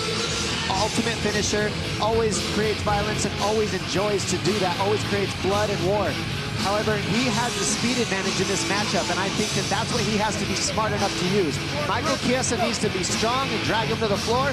Carlos Condit needs to be smart, quick, choose his punch count correctly, set his kicks up, and walk Michael Chiesa into a lot of technique, of strikes, just overwhelm him with offense and stop the takedown or at least threaten submissions to get back to his feet. If he gets held on his back, it's going to be a problem. That's the only way we've seen Condit lose. This fighter description brought to you by P3, the official protein snack of UFC. I think Carlos Condit has a significant advantage when it comes to striking. I think he's a crisper striker. I think he's a more experienced striker. He's got a much more of a background in it. You're really curious to see how his grappling holds up against Michael Chiesa. But I mirror your position on him just getting back into the game and realizing that this sport continues to grow and evolve. He's absolutely a great former WEC champion, former interim champion. He's got to get back on the horse. But he's only 34 years old. His time is not done. That's exactly right, Joe. All right, we have arrived at this feature down the welterweight division. This tail of the tape brought to you by Modelo, brewed for those with a fighting spirit. As the fellas mentioned, Condit 34, Michael Maverick Chiesa 31. Condit the taller man by an inch. You see Chiesa making weight for this, his UFC welterweight debut. Both fighters with a reach of 75.5 inches. All right, now for the particulars, back inside of Bruce Buffer.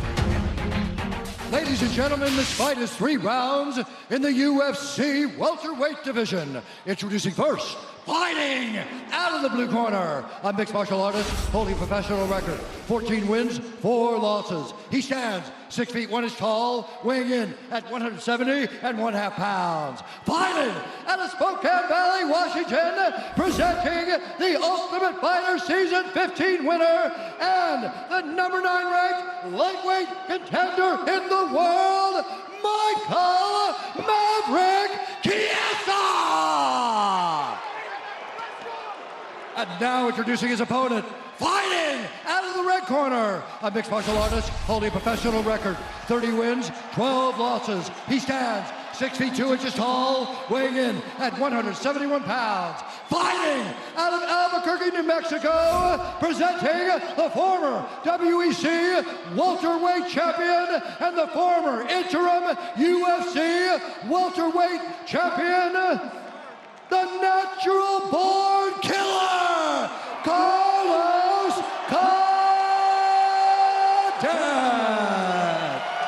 And when the action begins, our referee in charge, Mike Beltran. Mike Beltran, our referee for this one at welterweight. These fight odds brought to you by Poker Stars, the undisputed champion of online poker. Knock your opponents out to take home millions of prizes every day on Poker Stars. Condit, the +140 dog. Chiesa, the -150 favorite as he moves up to welterweight tonight. You ready to fight? You ready to fight? Let's go. And with that touch, we are underway. The fight clock is brought to you by Modelo, brewed for those with a fighting spirit. Condit is in the black trunks. Chiesa is in green.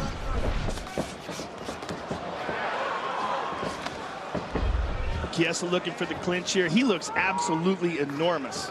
I mean, it's hard to imagine that that guy used to make 155 pounds. He can wrestle, too. It's not just jiu-jitsu. So this is where Condit has had trouble, is guys that can take him down and hold him down. And that's pretty much the only times he's really had a tough time winning, because his striking is phenomenal, and everybody's caught on to that. So they're holding him down on the mat, and they're forcing him to use his jiu-jitsu. Will Chiesa be able to do that? Trip. Because Condit is very threatening on his back, but he hasn't shown the same threats as the past. And is that because of the progression of the game? That's the question. We'll find out. I think it was the quality of the opposition. I think when you look at the guys that he armbarred at the stage that they were at in their career, I don't think they have the technical proficiency on the ground that Michael Chiesa does. But you see that he just avoids that. and immediately goes to the back. And that's what I'm saying. Like, has the sport just progressed this much that these transitions are different now for Condit? But he's looking for a leg lock here. Kiesa's got to spin out, and he does, but Condit winds up on top. Nicely done by Condit. And this is exactly the type of fight that Chiesa wants. He wants to keep it like rolling tumbleweed, just non-stop brawling and hanging and grueling. Just the fact that he's able to stay connected to him like this is a huge victory for him. Right. That he doesn't have to, try to get that clinch from the center of the octagon. He's so strong here. He's done this. We saw him on The Ultimate Fighter do this to pretty much every opposition he faced. He grabs a hold of you. He doesn't let go of you, and it's like glue. It's like putting your hands into a glue, and you just can't get it off of you. And Condit needs to dig for underhooks here and create some space. Otherwise, he's going to stay here the whole match. Another takedown for Michael Chiesa. Yeah, I would imagine this is not Carlos Condit's game plan coming into this fight. I would imagine that his game plan, even though he is a sensational grappler in his own right, he has an advantage striking, at least on paper. Well, watching Condit on the ground in the past has always been fun, so I'm glad that this fight is on the ground. This is one of those fights that you can enjoy watching because they're both very strategic and sharp. Nemiroff, bold character since 1872. Carlos Condit has now been taken down in 18 of his 21 combined UFC and WEC appearances. 2.5 minutes have gone by in round one. Right now, Chiesa just looks far stronger than Condit is what I've seen so far. Just the power advantage so far has been big. Condit can use his technique, and he's very flexible, and that's also hard to deal with when you're on top of him. Well, he must feel so good that he doesn't have to suck 15 more pounds out of his body. I mean, he was really torturing himself to do that. I mean, you could tell because he's bigger moving up in weight class. Yeah. That's how you know you're really torturing yourself. Well, I think there's a lot of guys out there doing that. I mean, we've seen it with so many fighters. They move up a weight class, and you see their real true potential. Nice. Look at this. Beautiful. Armbar. The timing of it was perfect. That looks pretty good. Let's see if he can go under through the other side because he might want to twist through, take his head to the other ankle of Chiesa. Oh, he's got it. He's in. He's in. Oh! That was close, ladies and gentlemen. He just lose the hand, Joe? Is that what we saw there? That was very close. Yeah, he didn't have full control of the arm, but man, it was extended. It was extended, and it was in a bad place where the forearm could have snapped. Well, we do know that he's got the hips for it. That's the second time he's attempted it. Got closer on that attempt than the first one. Another takedown by Chiesa. And this has been the issue for Condit is the lack of wrestling. Not the jiu-jitsu, but the wrestling. He gets held on his back and then gets stuck searching for submissions. And if he doesn't get the finish, then he generally loses by points. Yeah, he's in a position right now we call an empty quarter guard, or empty half, rather. He doesn't quite have a half guard. Okay, now he's completely out of that. He's got to roll. He's got to try to keep rolling, but Chiesa's trying to take his back. Good scramble by Carlos Condit. He's attacking a leg that doesn't quite have the heel, but he's looking for it. Oh, wait a minute. This is not good for Chiesa. But he's doing a great job of rolling out of it. He's safe now. And this honestly shows you how good Ryan Hall is at this position because it was over already. This position is very tough to submit from. The fighters exchanging ground strikes here under 20 seconds to go in the round. Yeah, this is a big scramble. Look at this. Condit winds up on top. Look for the reverse triangle here. Look at this. High-level grappling right there, ladies and gentlemen. Very interesting.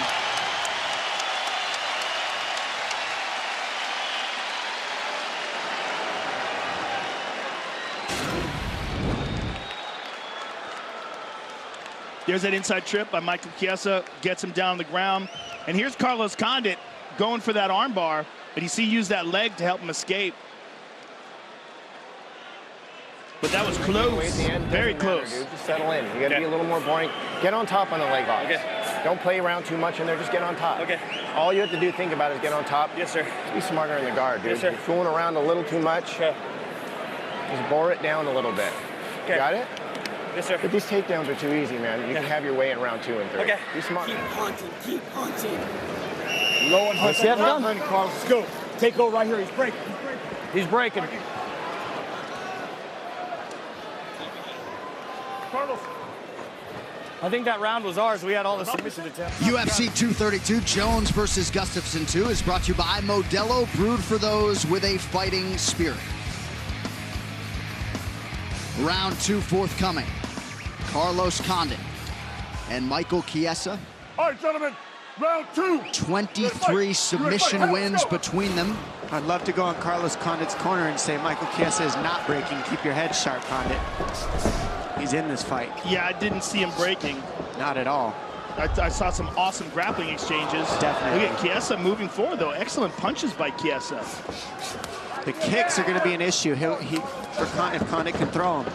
But he's not getting the opportunity because Chiesa's just on him in the grappling. Yeah, and Chiesa's so odd with his, look at that, man. But the way he grabs a hold, he's like an octopus. Well, the other thing is Condit's corner was saying to punt, and I'm guessing that means that teep kick up the middle to keep space. However, that's a perfect segue for a takedown, and that's what happened there. Chiesa's going to lock up a Kimura here, folks. This is not good. This is not good. This is very bad. That's in. That's it. Oh, this is very, very bad on the shoulder. Well, he doesn't have it anymore. There's a tap. Michael Chiesa submits. I hope his shoulder's Carlos okay. Condit. That looks bad. Oh, man. That's bad. Yeah, he's hurting. He tore something in there. He's hurting. He looked like he was doing it with one arm. Am I correct? He was. He twisted it out and then used his weight against him, so he trapped the arm by pushing down into the arm the way he did. And he trapped it at the very end. He submitted him with one arm. Let's take a look at that again. That was really interesting. You could tell right away when he locked it up, he was fresh. It was the beginning of the round, and it was strong. It was very tight. He's strong. He's very, very strong. When he pulled it behind his back like that, it looked nasty.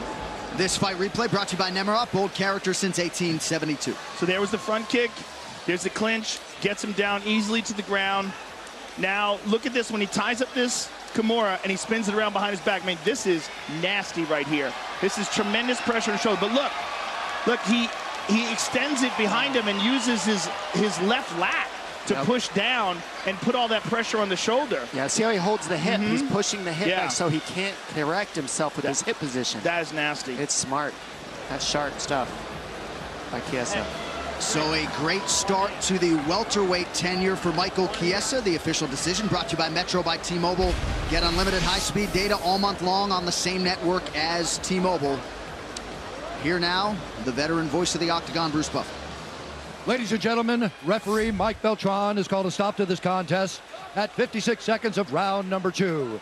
Declaring the winner by submission due to a Kimura, Michael Maverick Chiesa.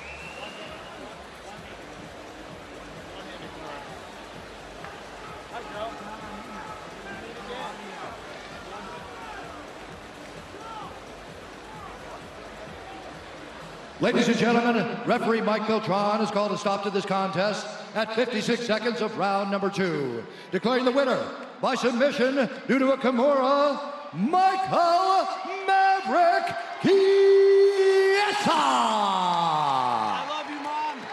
I love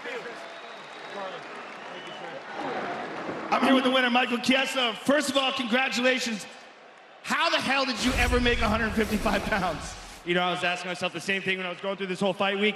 This is my division, and I just showed I am a top 15 fighter. Bar none, hands down, doesn't matter what division I'm in, I'm one of the best in the world. Well, you clearly showed today that you belong at 170 pounds. You looked huge, and you really physically manhandled him on the ground. Were you surprised at that? I know Carlos is tough as heck, but I know I was holding myself back all these years at my kind of 55. I know how strong I am. I know what I do in the gym. It was just time I started executing here in the Octagon. Well, let's take a look at the finish, because this was a very unusual submission. You locked up a Kimura, but then you finished it one-armed. Have you done that before? I do that a lot in the gym. I'm a very strong competitor, Joe. I just haven't shown it with this weight cut. It's really been holding me back. I found my groove. Me and Rick Little, 11 years, we've been training together. We've been doing great. We're finally showing what we're capable of. And Newborn Jiu-Jitsu back home, James Weed, thank you for the help this camp. I think you clearly showed that this is the right weight class for you. Congratulations on a huge victory, and I look forward to seeing more success in the welterweight division. Hey, thank you, Joe. Neil Magny, I'll see you soon. It's you and me next. Michael Chiesa, ladies and gentlemen. Michael Maverick Chiesa with the biggest win of his UFC career here tonight. these stats brought to you by Poker Stars, the undisputed champion of online poker. Knock your opponents out to take home millions of prizes every day on Poker Stars. Not much in terms of the striking, but Chiesa was able to take Carlos Condit down on 4 of his 5 attempts, 3+ minutes of top position time, and the fight-ending Kimura there in round 2 for the newly minted welterweight contender, Michael Chiesa.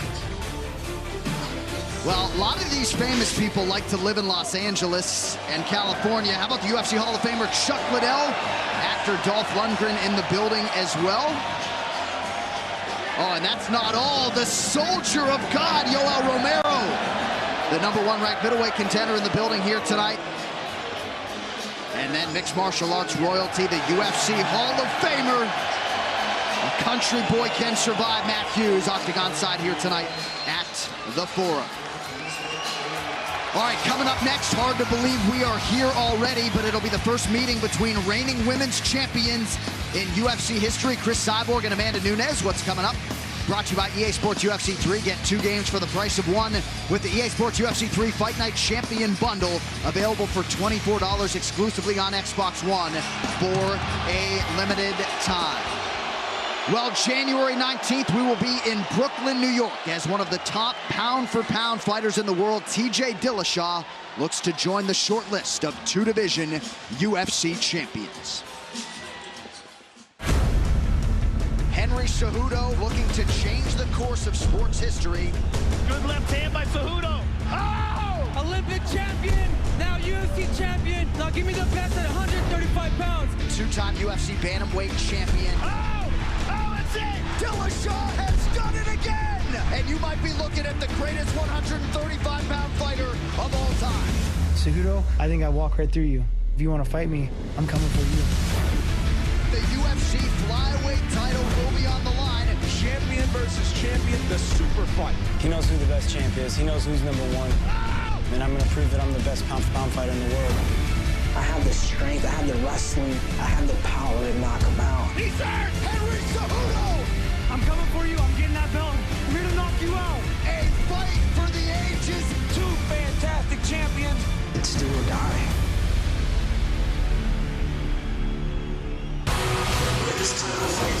Henry Cejudo versus TJ Dillashaw, Greg Hardy, Alan Crowder, Gregor Gillespie, Yancy Medeiros. That fight right there is Yancy Medeiros, and his stand-up has been incredible. Gregor Gillespie has been smashing people with the wrestling. Paige Van Zandt comes back versus Rachel Ostovich, and Glover Teixeira versus Ion Cutelaba. I mean, the biggest fight on this card would obviously, in my opinion, have to be that 125-pound matchup at the top. Henry Cejudo, the gold medalist, versus TJ Dillashaw, someone I'm familiar with. The striker, fully with kicks, punches, takedowns, everything, and the Olympic champion, Henry Cejudo. Let's see how this creates differences at 125. Yeah, this is a fantastic matchup, and TJ Dillashaw is apparently making 125 pounds easily. I think that this is one of the very best matchups we've ever seen in the flyweight division.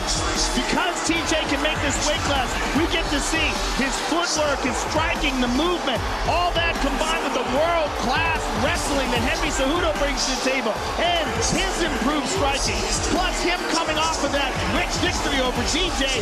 He's going to be so pumped up and have so much momentum behind him. I can't wait for that fight. So January 19th, that main card you just saw will be on ESPN+. The prelims will be on ESPN TV. Here is that lineup. A lot of big names, of course. At bantamweight, John Lineker against Corey Sandhagen, Jojo Calderwood welcoming the highly touted Ariane Lipski to the UFC, and the featured prelim, Donald Cowboy Cerrone and Alexander Hernandez. Tonight's Crowd Shots brought to you by Poker Stars, the undisputed champion of online poker. Knock your opponents out to take home millions of prizes every day on Poker Stars.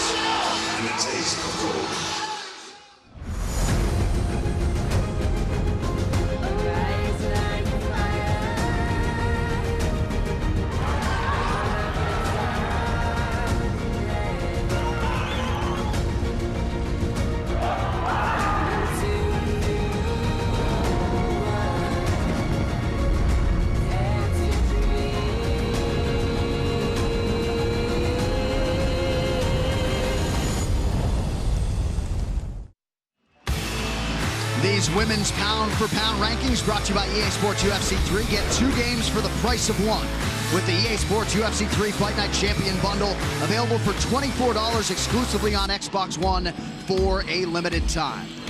It is champion versus champion in a true super fight tonight. Featherweight authority Chris Cyborg putting her title on the line against bantamweight champion Amanda Nunes in this historic all-Brazilian showdown. Chris Cyborg is in a very difficult position as the UFC's featherweight champion. It's incredibly difficult to find challenges for her. And every single woman that has stepped into that octagon with her has gotten their brains beat in. And she's absolutely the most feared woman in the history of the sport. Oh, several front knees now. That's it. Oh. And I think when you be face to face and they start touching her, she's gonna feel the difference. I don't think she never fight somebody like me.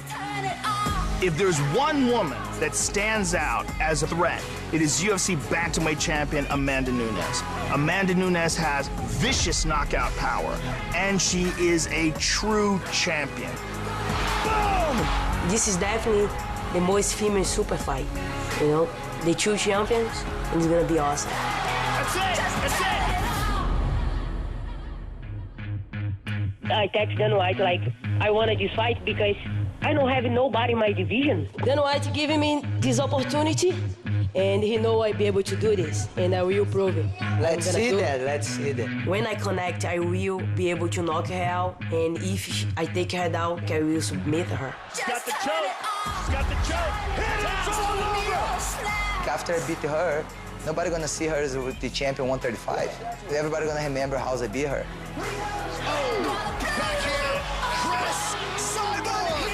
She's asking 9 months for training for this fight. And I say, what? If somebody go to your house now, lock the door, say, man, I want to kick your You're gonna say, okay, wait. I have to do 100 push-ups. I have to do bag work. I need to start running. No, you have to be ready for doing this. I want to challenge you. All the girls don't do that because they might be scared of Cyborg. I'm not.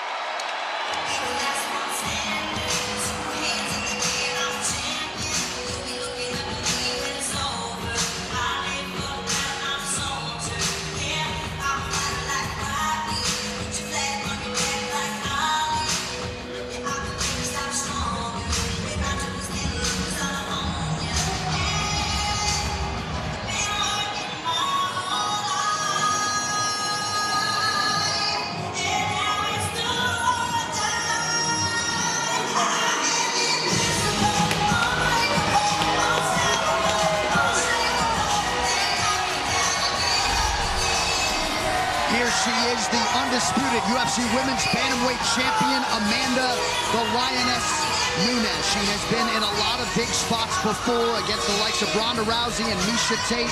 None bigger than the spot she is in tonight as Nunes faces Chris Cyborg Joe and attempts to become just the 3rd simultaneous 2-division UFC champion. I think the key to victory for her is going to be, first of all, getting Chris Cyborg's respect. She's got to connect, and she's got to hurt her. 2, I think she's got to extend this fight into the 3rd, 4th, and 5th round. And I think she's got to fight it at a very fast pace. If you look at what she did with Raquel Pennington, there was a lot of movement, a lot of in and out, constant attacking, stinging her when she can, and then backing out of any counter strikes. She needs to do that plus. She needs to be perfect. She needs to be at her very best, because she's dealing with a woman who's got, freakish proportions.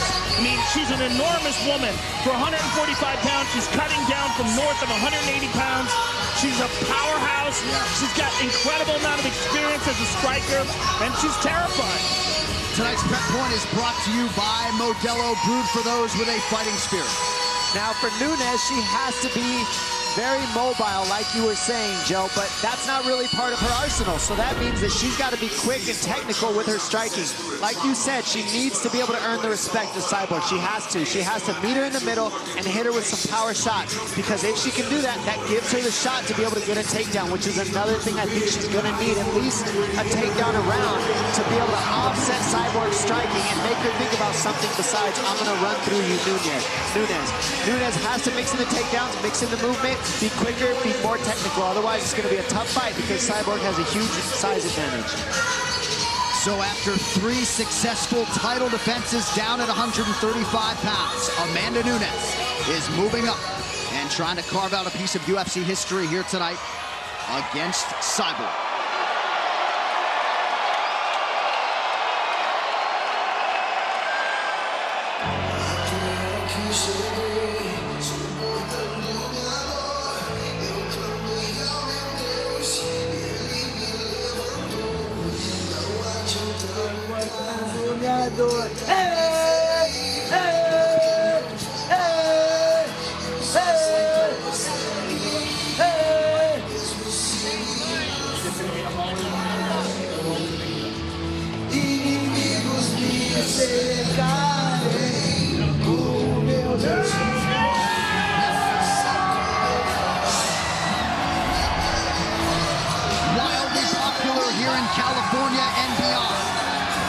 Cyborg, former Invicta FC champion, former Strikeforce champion, now the undisputed UFC Women's Featherweight champion. Dom, she is unbeaten since her pro debut in 2005. And prevailing wisdom is, despite all that Nunes has accomplished, it is going to take a Herculean effort here tonight for her to beat this woman, Cyborg. Well, that's right, John. I mean, Cyborg has been unbeaten for a long time, and it's not by accident. It's not just her skill set, it's her mentality, the people she trains with, and the level of intensity and focus that she has in her training at all times. She never deviates. She's a true professional. She always keeps her weight on. She always makes weight, even though she's enormous for the weight class. She shows up in shape every time, and she never deviates. She's consistently on. And that is something that you don't see in a lot of champions, a lot of fighters in general. But in this division, she has become women's mixed martial arts because of these habits, these professional habits she has. And then on top of that, she has the mentality to go in and just run through everybody, believes that she's basically a bulldozer in every division of women. And that's basically how she's shown up. Can Amanda Nunes break that bulldozer is the question, or dismantle it? She really is the most feared woman in the history of the sport, without any question. I mean, there's some excellent video of her boxing with Clarissa Shields, who's a world champion and a phenomenal boxer. And even though she's not getting the better of the exchanges, there's no other women that can hang with that woman like that. I mean, Cyborg is a terrifying force in women's MMA. She's a destroyer. You look at how she fought Holly Holm, ate Holly's best shots and just walked right through her. The question is, can she eat the shots of Amanda Nunes like that? Right. Can she press forward the same way with Amanda? Because when you look at her now, as she's regained all of her weight, as she enters into the octagon after the weight cut, she looks huge. She looks 10, 15 pounds bigger than Amanda easily. At least. And you saw her good friend Halle Berry, the A-lister, taking in the action here tonight. The women's super fight is upon us. This Tale of the Tape is brought to you by Modelo, brewed for those with a fighting spirit. Cyborg, 33. Amanda Nunes is 30 years of age. Both women 5'8" tall. Both women successfully made weight. 1-inch reach advantage with the Lioness, the challenger, Amanda Nunes. Now for the introductions, here's Bruce Buffer. Ladies and gentlemen, this championship bout is presented by Motel 6.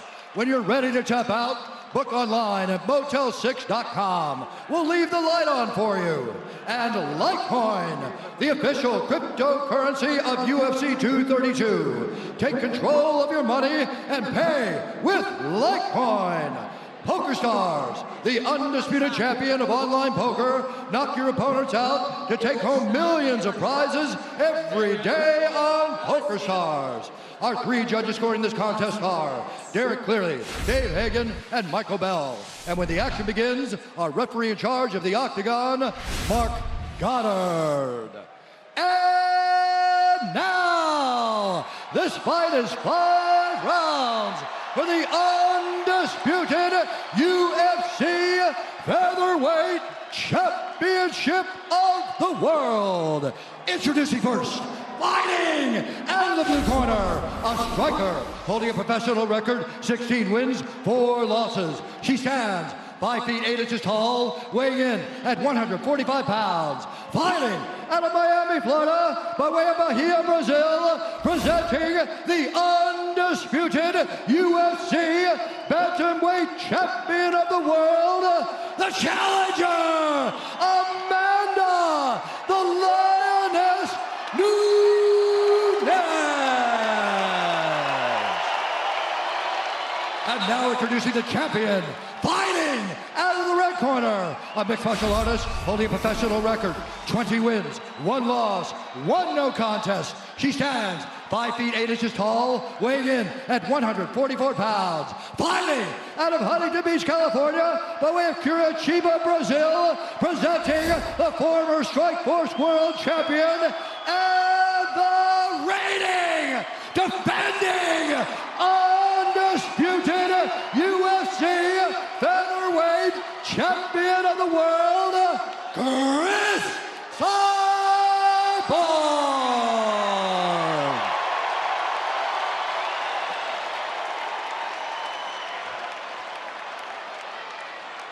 Okay, ladies, you understand the rules you fight under. You listen to me at all times. You keep yourself protected. When I say stop, you stop. If you want to touch gloves, do it now. Let's do it. The intensity in this arena is palpable. These soon-to-be closing odds brought to you by Poker Stars, the undisputed champion of online poker. Knock your opponents out to take home millions of prizes every day on Poker Stars. Chris Cyborg for her last fight, minus 1,600. She is minus 240 tonight.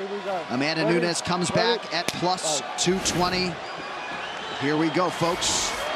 The fight clock brought to you by Modelo, brewed for those with a fighting spirit. Amanda Nunes is in the white with gold trim. Chris Cyborg is in the black with gold. Amanda Nunes has deceptively long punches. She catches you at the very end of them, and she's got serious power. Whoa! They're getting after it. I like to see Nunes go straight with the jab and be strategic. Nice.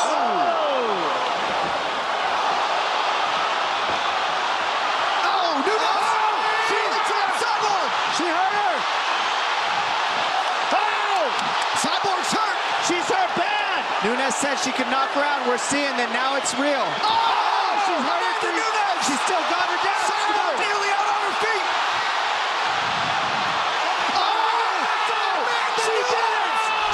Chris Cyborg out cold! No way!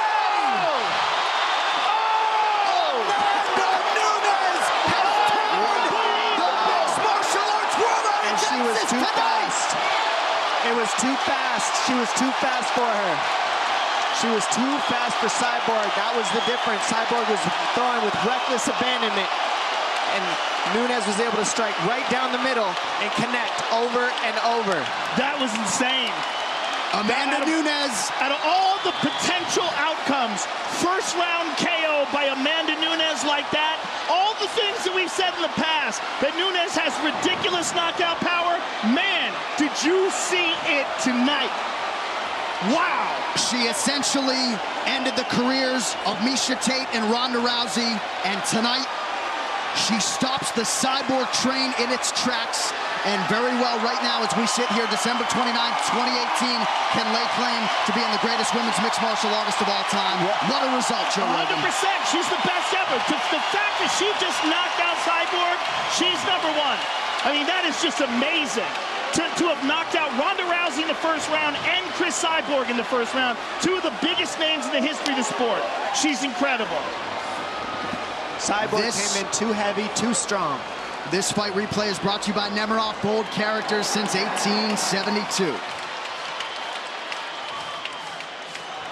As Cyborg went, she just threw with reckless abandonment. We saw Nunes with no fear trade with her and just able to connect sharper and just as strong. Overhand, left hook, overhand, left hook. Cyborg falls to the knees and she continues to punch her as she falls to the knees over and over in this last one. Bam, straight on the temple, finally finishes Cyborg and she's out. And that is what happens when you don't respect the power of everybody with 4-ounce gloves. Cyborg thought she could walk right through and brawl, and she paid. Nunes landing the bigger, sharper punches earlier in the match. Amanda Nunes sends Chris Cyborg face first to the canvas. She becomes the third simultaneous two-division UFC champion and the first woman to simultaneously hold 2 UFC championships. And what an embrace from the 2 Brazilians. There was no bad blood. Obviously, this rivalry had some intensity, Dominic, but what an emotional moment there. Chris Cyborg, all class in defeat. The same can be said of Amanda Nunes in victory. I mean, this is huge, and the way Cyborg's handling, I mean, how long has it been since Cyborg's lost? And for her to be up here hugging that person, that's the difference. That's a huge deal. First ever super fight. This is monumental for women's division. This shows what women can really do. Well, if any fighter has earned an immediate rematch, perhaps it is Chris Cyborg, but tonight belongs to Amanda Nunes. The official decision brought to you by Metro by T-Mobile. Get unlimited high-speed data all month long on the same network as T-Mobile. To make this one official, Bruce Buffer. Ladies and gentlemen, referee Mark Goddard has called a stop to this contest at 51 seconds of the very first round, declaring the winner by knockout and new undisputed UFC featherweight champion of the world, Amanda the Lioness Nunes.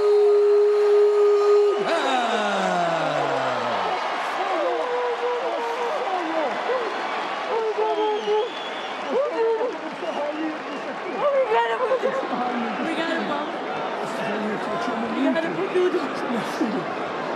por tudo.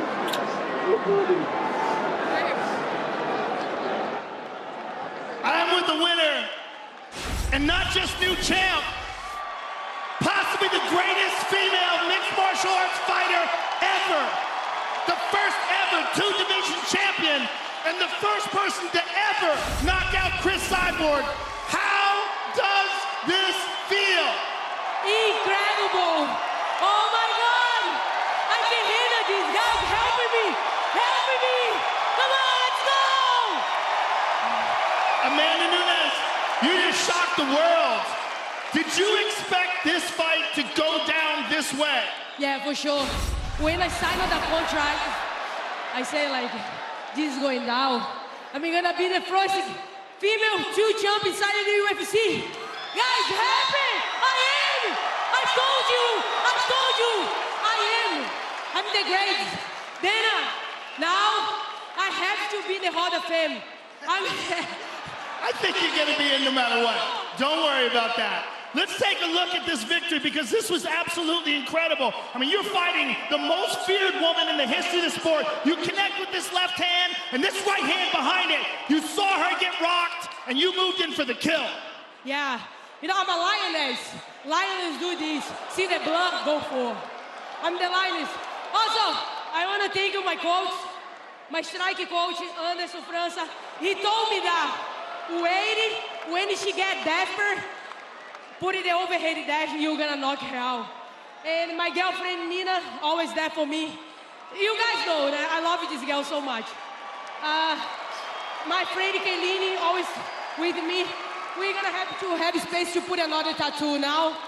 And Papa, this is not only my coach, I have him as a father. Thank you very much for everything. My head coach, Dan Lambert, where are you? Where's Dan Lambert? Dan Lambert, the owner and founder of American Top Team. Now, Amanda, what was the strategy coming in here? How did you think the fight was going to play out? Like I say, my coach always tell me, like, keep calm, you know? You're going to see everything. You have everything on you, and you have to be calm. And when you land this hand, she's going to go down. Was exactly what happened. And the kick as well. She's very heavy in the front kick. And I know when I landed that kick, everything is going to be open for me. Was exactly what happened. What you've done tonight is nothing short of incredible. Congratulations. It was an honor to call your fight. Thank you very much. Amanda Nunes, ladies and gentlemen. What an incredible performance from Amanda Nunes. Took her 48 seconds to dust Ronda Rousey. 51 seconds in, she knocks Chris Cyborg out cold. I think the story really is people underestimate Nunes, and you can't do that. I don't think she'll ever be underestimated again. That was incredible, monumental, and I'm glad I could be part of it. What an awesome performance by Nunes. Amanda Nunes now owns 2 UFC divisions. I think we're all still digesting that result Can we tonight. watch that again? Well, we got to get to this. Our main event, these locker room shots brought to you by P3, the official protein snack of UFC. John Jones is the most accomplished light heavyweight of all time. He has left a slew of former champions and future Hall of Famers in his wake. Tonight, he would like to dominate Alexander Gustafsson, which candidly, he was not able to do in the first meeting. Conversely, on the other side, the Mauler believes he is now a much better fighter than he was 5 years ago, and one who is ready to assume the throne and deliver to Sweden its first undisputed UFC champion. You know what, Joe Rogan? We're going to show this to you once again.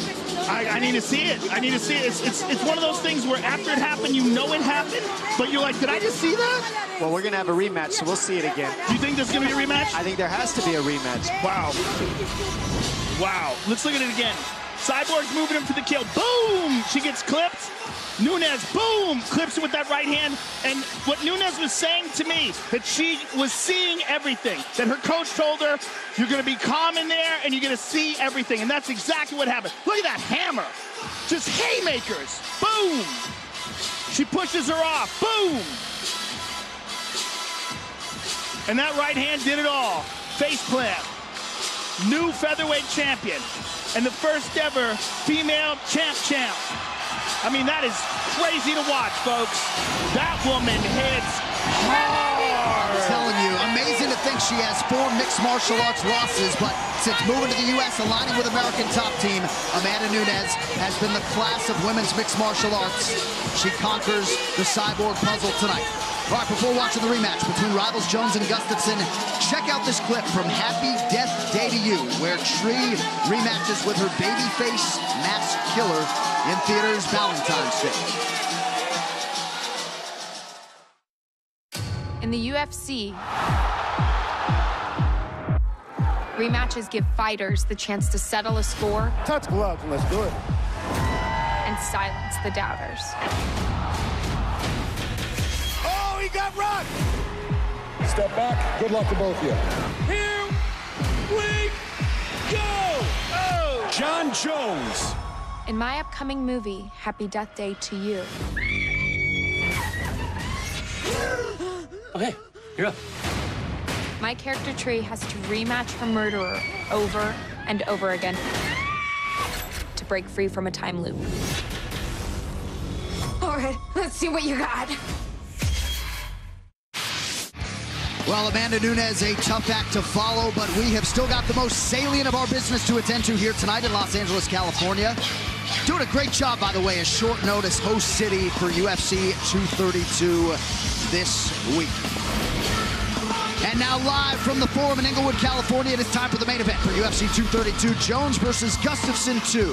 Brought to you by Modelo, brewed for those with a fighting spirit. All right, let's pull up the light heavyweight rankings, brought to you by EA Sports UFC 3. Get 2 games for the price of 1 with the EA Sports UFC 3 Fight Night Champion Bundle, available for $24 exclusively on Xbox One for a limited time.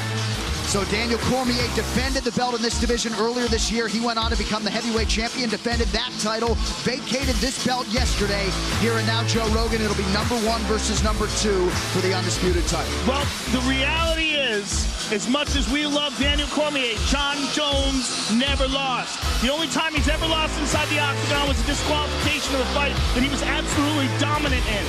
This is the matchup. This is the matchup. Other than DC, it's the only fight for John Jones right now. Alexander Gustafsson has incredible physical skills. He's long and tall like John. The first fight was a 5-round war that really could have gone either way.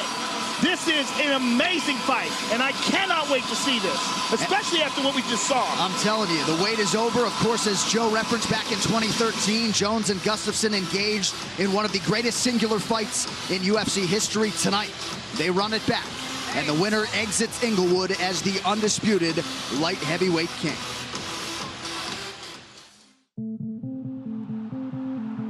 I was extremely arrogant when I fought Alexander Gustafsson the first time. I didn't think that I could possibly lose. I was beating all the legends of our sport. And it is all over! John Jones remains light heavyweight champion! I felt like God had blessed me to be a fighter, and I felt like God didn't want me to lose. Oh! Big right hand! Look at the cut over the eye of John Jones. I was right in the heyday of just being a complete party animal. John Jones, youngest champion. He's involved in all sorts of drama and trouble in his personal life. Missing practices, being at practice hungover. Unfortunately, we're seeing this kind of pattern of self-sabotage. And now I know that, you know, God can definitely bless you with talents, but if you don't meet him halfway, then it's what's worth. Oh, big combination by Gustafsson, teeing off. I hit him with shots that I haven't seen him get hit before. Nice uppercuts. Oh! This has been the most he's ever been hit inside the octagon. I was amazed that it wasn't that hard, actually. Gustafsson with the takedown. Incredible. John Jones gets taken down for the first time in his career. I honestly believe that I beat him. Who's the champion? He fought a diluted version of myself the first time. At his absolute best, and he still came up short. Oh! Gustafsson's busted up now.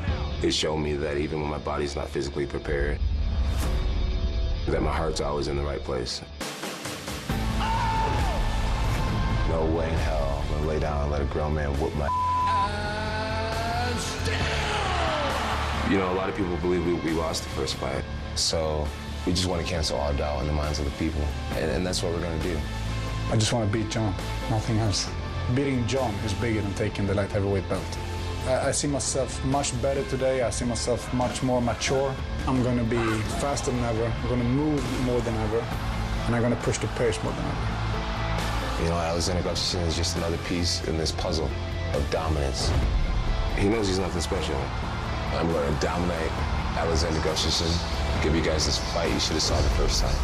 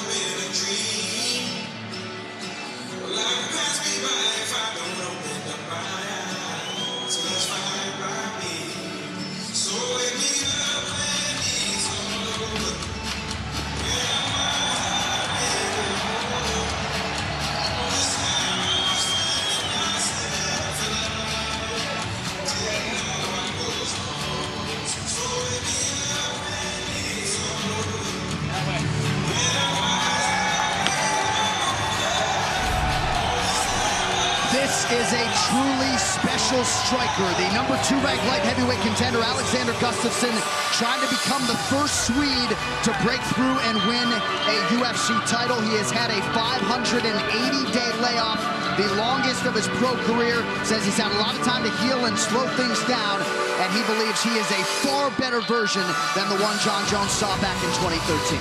He has had a long time outside of competition, but not a long time outside of training. And he has known that this is most likely his next bout for a long time. He's been preparing for this, both mentally and physically. He has formalized a strategy that he believes is going to be effective in beating John Jones, and we are about to see if he's going to pull it off. Tonight's Prep Point is brought to you by Modelo, brewed for those with a fighting spirit. Dom, this is your former teammate, a man you know quite well. Yeah, Alex said to me that last time he lost his fight in round 4 and 5, he can't let those rounds slip away.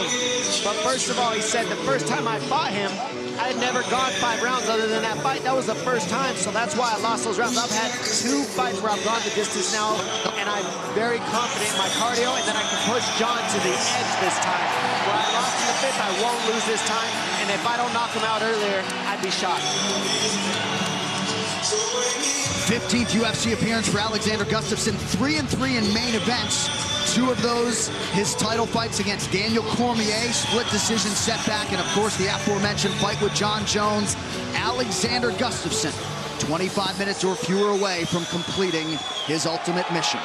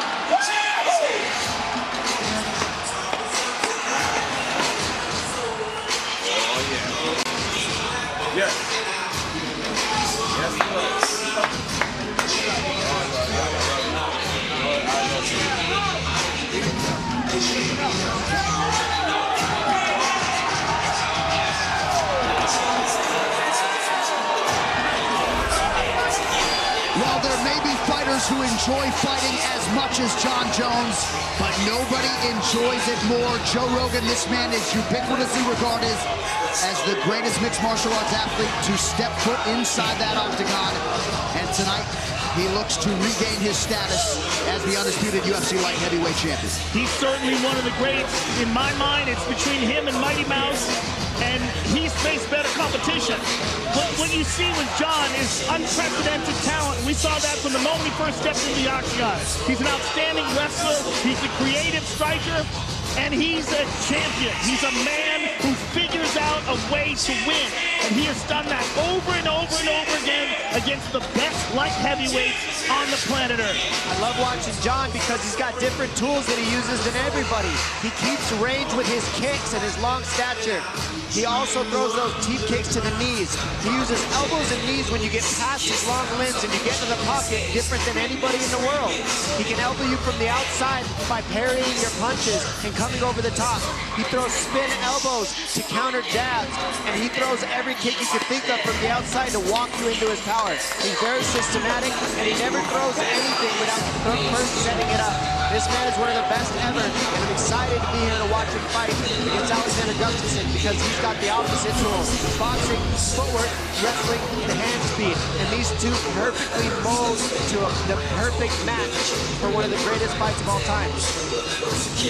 He really nailed a lot of things during this 12-week preparation. The first 4 weeks spent sort of getting his baseline, getting the cardio up, master the weight cut, which candidly wasn't always the case. He isn't disciplined in certain aspects of his life, but in terms of getting ready for this fight, his coaches tell me he was so disciplined that at times he was able to ingest a lot more food. First fighter to weigh in 204 pounds. Johnny Bones is ready to go, and perhaps he'll present the best version of himself here tonight.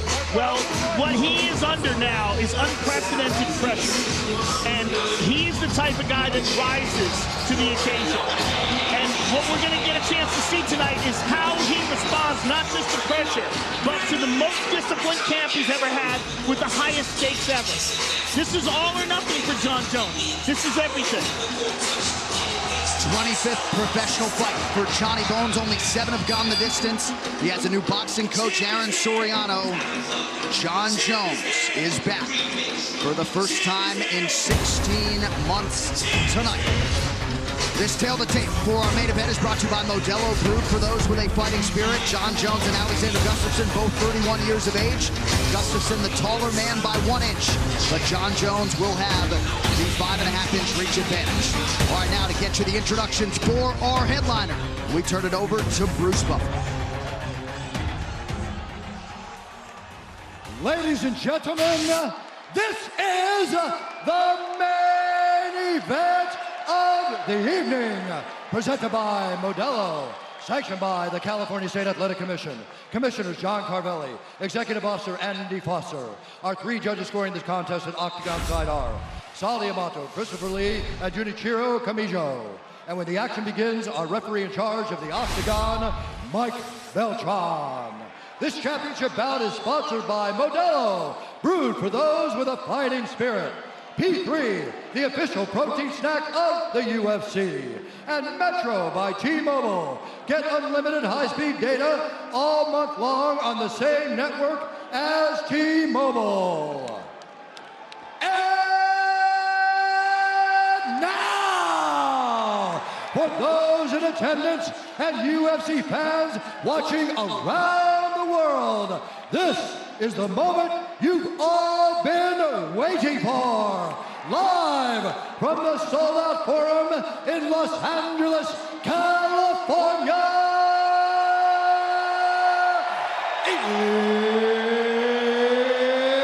It's time!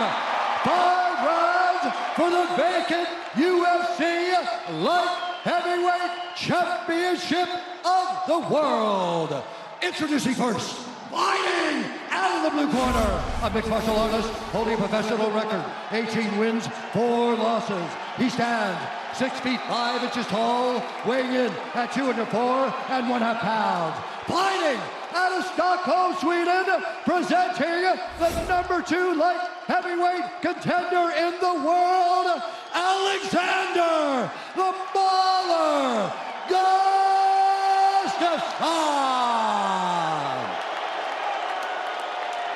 And now introducing his opponent, fighting out of the red corner, a look-see-through fighting style fighter, holding a professional record, 22 wins, 1 loss, 1 no contest. He stands 6 feet 4 inches tall, weighing in at 204 pounds.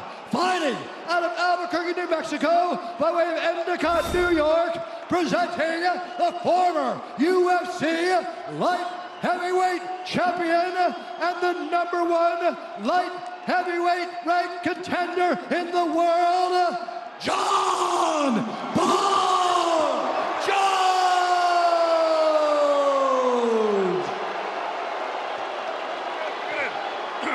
All right, gentlemen, been over the rules already. Protect yourself at all times. Obey my commands at all times. Just goes now if you want. Come on out and handle your business. Let's go. The rematch is upon us. John Jones, Alexander Gustafsson. One man will soon be the undisputed UFC light heavyweight champion. This is a belt that John Jones defended a record 8 times. All right, gentlemen, first round. You ready to fight? You ready to fight? Handle, let's go. And Alexander Gustafsson looking to become a first-time UFC champion. The Fight Clock brought to you by Modelo Brew for those with a fighting spirit. Gustafsson is in black, John Jones is in white. Watch the teep kick to the knees. That's what Jones would use in the past in order to keep the distance where he wanted it. John immediately used that wrenching motion on the elbow of Gustafsson that he used on Glover Teixeira to wreck his shoulder.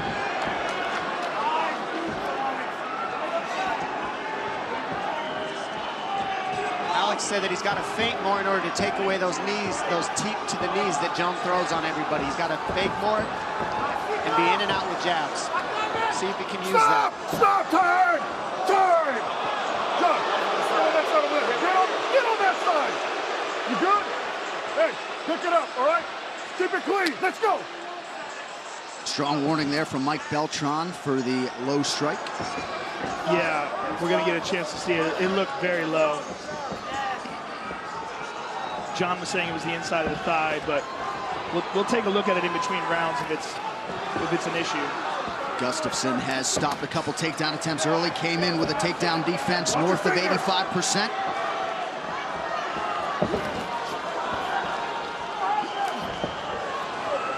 Alex said, last time I fought him, I only threw 1-2s. I didn't throw enough combinations. I need more long-handed combinations. See if he can make that happen in this matchup. Good knee to the body there by Gustafsson.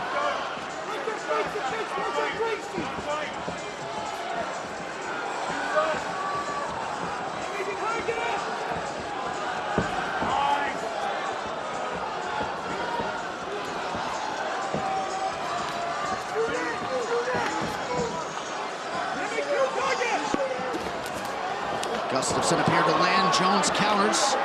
2 minutes gone by here in round 1. Jones sticks to the body there. As the fight moves on, Alex sometimes ducks when you grab his head. He ducks down into the knees, and I think Jones is reaching for his head, trying to get Alex to duck down into that knee. We've seen it twice now. It's an old habit if you watch Alex on film. If you grab his head, he ducks right down into it.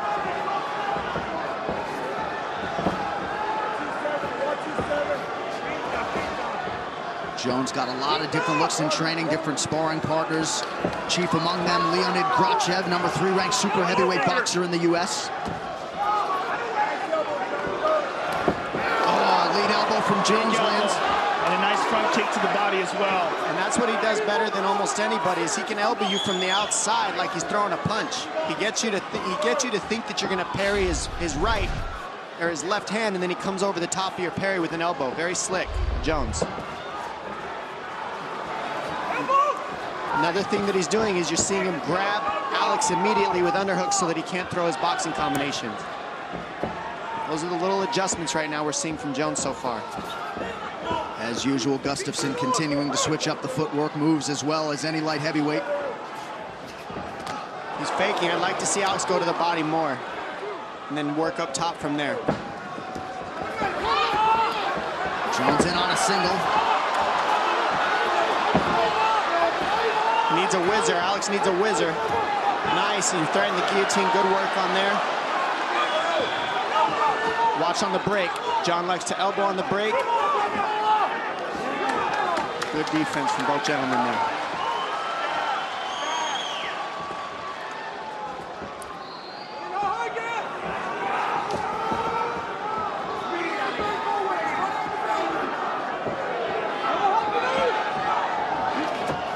Superman punch attempt by Alex.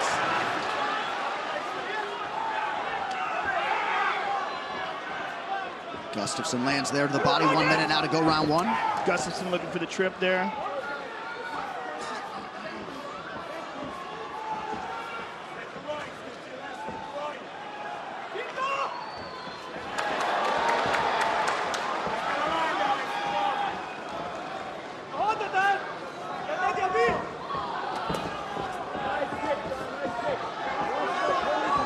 Jones continuing to circle towards Gustafsson's right.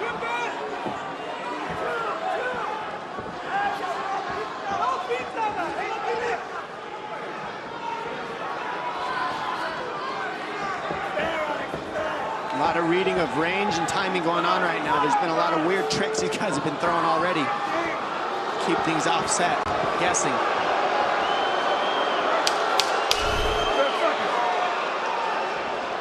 Good kick to the body by Jones. And that's right when Alex switches. That shuts off the switch of Alex, so he doesn't want to switch stance. He's tacking. Jones, the more efficient striker in round one. Now here's the low blow. Let's take a look at it real quick. Yeah, right in there. It was on the inside of the thigh, but definitely made contact with the cup.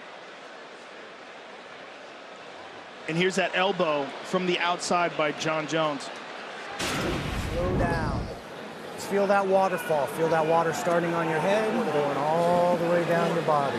Calming you down. Calming you down. Listen. You gotta keep the pressure on him just like you're doing. Even when he denies the takedown, you're still winning. You understand me? But don't force the takedown. You're trying to force it. I gotta get him down. Just relax a little bit. Flow, pop, pop. It'll be there if you just relax and flow. Southpaw knives all day long, John Jones. I want that body. Hit that body stance, all right? The unauthorized reproduction or distribution of this copyright work is illegal and punishable under law.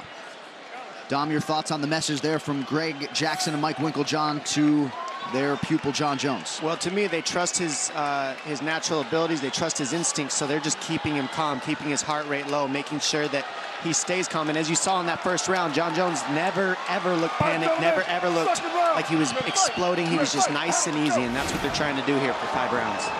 Smart. Gustafsson takes the center of the octagon here for round 2. Jones with an early attack to the midsection of Gus. Gus needs to let his hands go. He needs to start throwing more combinations to the body and then finish up top. Nice body kick and then an inside leg kick by Jones. And I agree with you, Gustafsson's got to open up with his hands. He's got excellent boxing. We really saw that in the Glover Teixeira fight. Well, that's what John does so well, is he makes your hands non-existent by attacking your legs so you can't move forward into the hands range. Right there, he throws those kicks, he throws the teep kicks to the body, he throws elbows, and it keeps you from being able to use your boxing. Because the kick range, he keeps you at kick range. Jones outlanding Gus by a 2-1 margin thus far. Alex just got to get in that boxing range. And he can't get there. So that's been the issue so far. And there's a knee on the break by John. John's taking advantage of these opportunities where Alex isn't. Alex has got to get his head into this. It seems to me that he's waiting on John a bit. Well, he can't get the rhythm because he can't get in reach to use his hands. John's doing a good job keeping him at kick range, so Alex is a boxer. He needs to be in boxing range. There was a right hand by Alex that got through. Now Gus starting to open up a little bit. There it is. And we're seeing less teep kicks from Jones this round, so it's allowing him to get his feet underneath him a little better. Oh, beautifully placed. Yeah, nasty kick to the body. He's having a lot of success with that left kick to the body from that southpaw stance. Stop, turn! good. Good, stay over here. Get on that side. Alex, get on that side over there. Hey, over there. Right there. Oof. Yeah, it's nasty. Hey, stand over here. You got time. Work it out, okay, Johnny? You good? I'm just going to have the doctor check it out real quick, okay? Stay right there. Alex also looks very calm, though. And that's... You're good to go, right? They're both very well matched.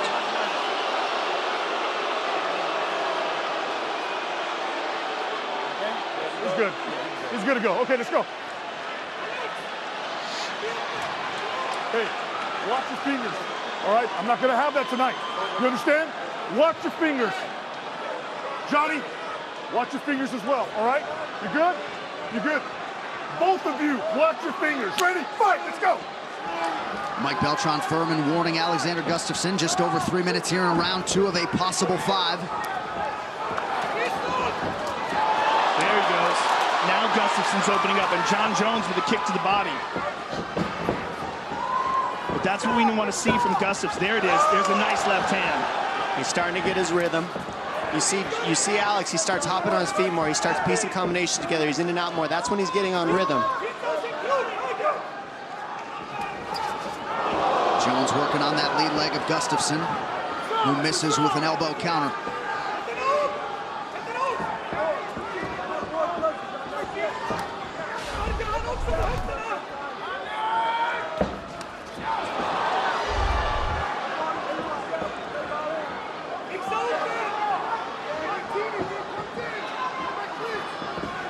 A lot of pressure by Gustafsson, but he's having a hard time reaching Jon here. To kick range.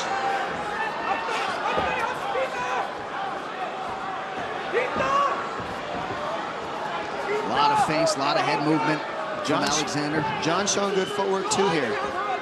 Moving well, side to side, switching stance.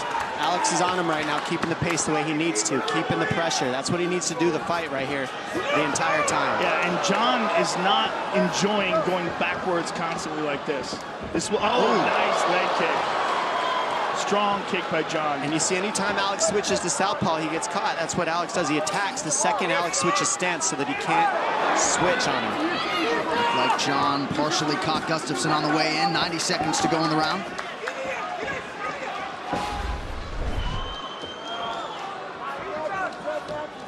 Not surprisingly, big discrepancy in terms of the time spent advancing. But that does not necessarily mean you're winning. Jon looked low and kicked high there. Oh, he hurt him with that one. That's what he's doing. He's switching up the kicks. He goes low, he goes high, he goes teep kick, he goes knee, he goes elbow. Different looks always, and each strike sets up the next one. And right now we got Alex. He's got to let his hands go more. I think Alex's left leg is hurt. He's moving kind of funny on it, and he took a hard inside leg kick.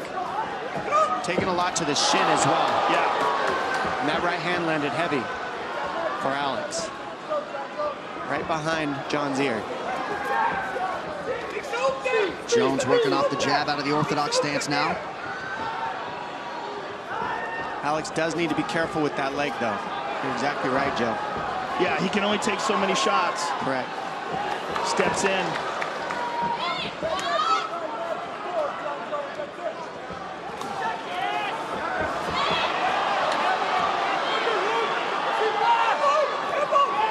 Nice elbow on the break from Jon Jones. Some swelling under that left eye of Alexander Gustafsson now. Trying to blink it out a bit. 10 minutes in the can. We will follow Alexander Gustafsson into the blue corner. You saw an obvious wince He might there. have hurt him with that kick to the body. That last kick to the body, the way he's tightened up before he sat down. Okay, let's go. What leg? Okay. Okay. He can't do anything. Listen. Spring inte efter han. Run it. Press. Men Don't run after him. Du måste vara produktiv med dina slag. Okej? Du missar för mycket för att du fintar. You are missing too much because you're not moving. Moving it. 1, 2, 3. 1, 2, 3.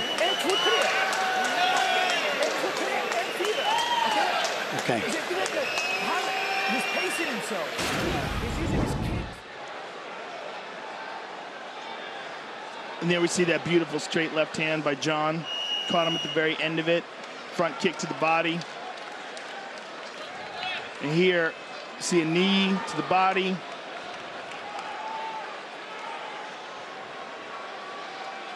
And a good right hand over the top by Gustafsson. And here is that spinning back kick to the body. There's the kick to the inside. And we see there's definitely a little bit of a limp to his step.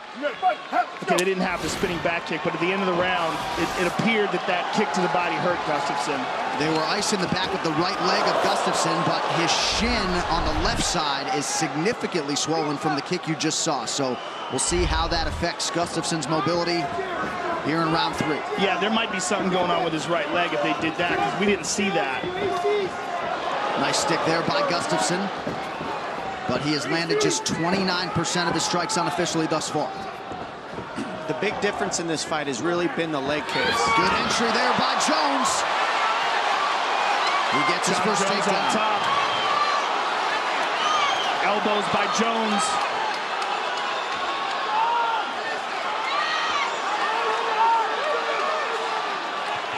Now Jones got Alex in half guard. He's got that leg clamped down. He's got Alex flat on his back.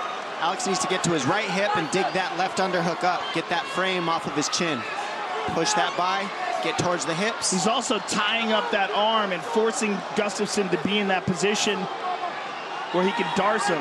He's too low. He's low on Alex's hips. Alex needs to bump his hips a little, pull him up top towards his head so he can get down, get that leg out of there. As long as John hooks that leg, he's not getting up. John's reaching back, maintains that position in half guard. He stepped over, side control for John Jones. Sliding that arm through for the crucifix. Drops down a nasty elbow. Now he's got a half Nelson here to keep Alex from bellying out. He wants to keep him from bellying out. Now he's going to throw his hook in. He's going to take his back. He's going to take Alex's back. This is a bad position for Alex. He's got to scramble out of here. Oh, big shots. Big shots by John Jones. In trouble here. Gustafsson's in trouble. That's it. Jones has regained the throne. Wow. John Jones stops Alexander Gustafsson in round 3. And he is once again the undisputed UFC light heavyweight champion. Masterfully done to potentially cap his rivalry here with Alexander Gustafsson. This fight replay is brought to you by Nemiroff, bold character since 1872. A nice embrace there by the rivals, John Jones and Alexander Gustafsson. They went 25 hard minutes last time. Tonight, John Jones proving to be far too much for the number 2 ranked contender, Alexander Gustafsson. We see here John times a beautiful takedown, gets it, and from there he's able to progress to half guard, start landing big elbows right away so that he can move up the body. Once he passes half guard, gets to side mount, he goes to the crucifix position, lands some huge elbows. This forces Alex to try to belly out. John then goes to the half Nelson, as you see here, to try to keep Alex from bellying out. Then he's able to throw that left hook in and keep Alex bellied out to where he can just start unloading big punches right there. And this is the end that you're watching right here. Just too many big punches, too much top pressure from Jones, and he gets a finish. Very nice fight from John Jones. Great technique. Progressionally just took every position step by step until he got the finish. Beautiful matchup. And Alexander Gustafsson had some great moments in this fight, just not quite enough. Johnny Bones remains the standard at 205 pounds. He's a man who thrives under all sorts of different forms of pressure situations. You see the swelling on that left shin of Alexander Gustafsson, and he's certainly going to be disappointed in this effort here tonight, but clearly he ran into the better man. The official decision brought to you by Metro by T-Mobile. Get unlimited high-speed data all month long on the same network as T-Mobile. One final time tonight. Here's Bruce Buffer. Ladies and gentlemen, referee Mike Beltran has called a stop to this contest at 2 minutes, 2 seconds of round number 3, declaring the winner by knockout and new undisputed UFC light heavyweight champion of the world, Jon Bones Jones.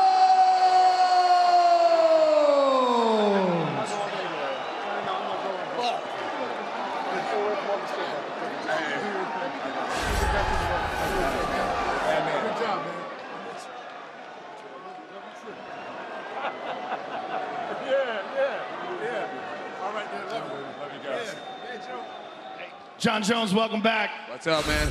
Thank you so much. How are you, Joe Rogan? I'm good, sir. How you doing? Oh, man, alhamdulillah. God is so good.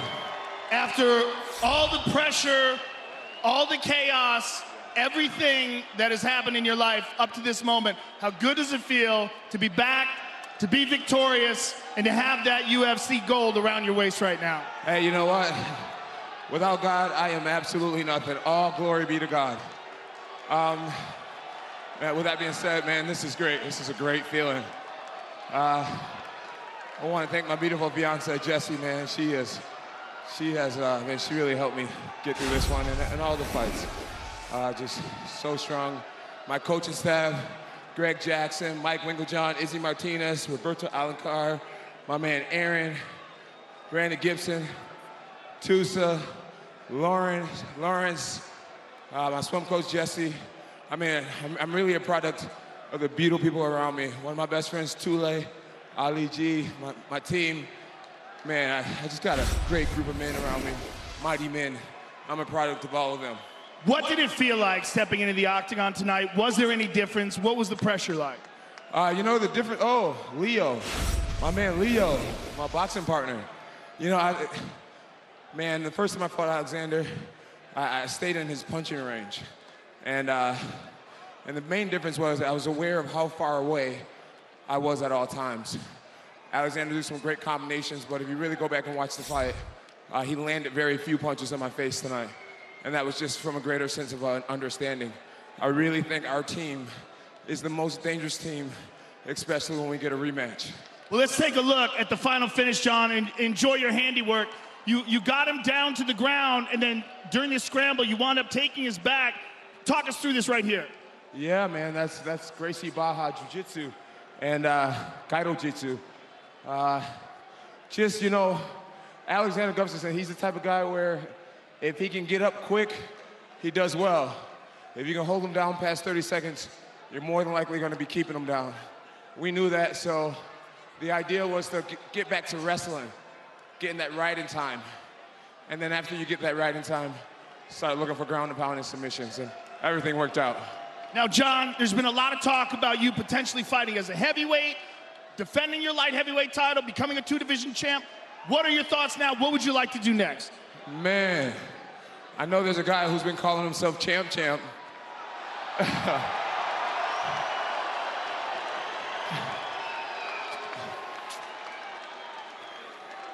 I mean, what guy just gives up his belt because somebody else made it home?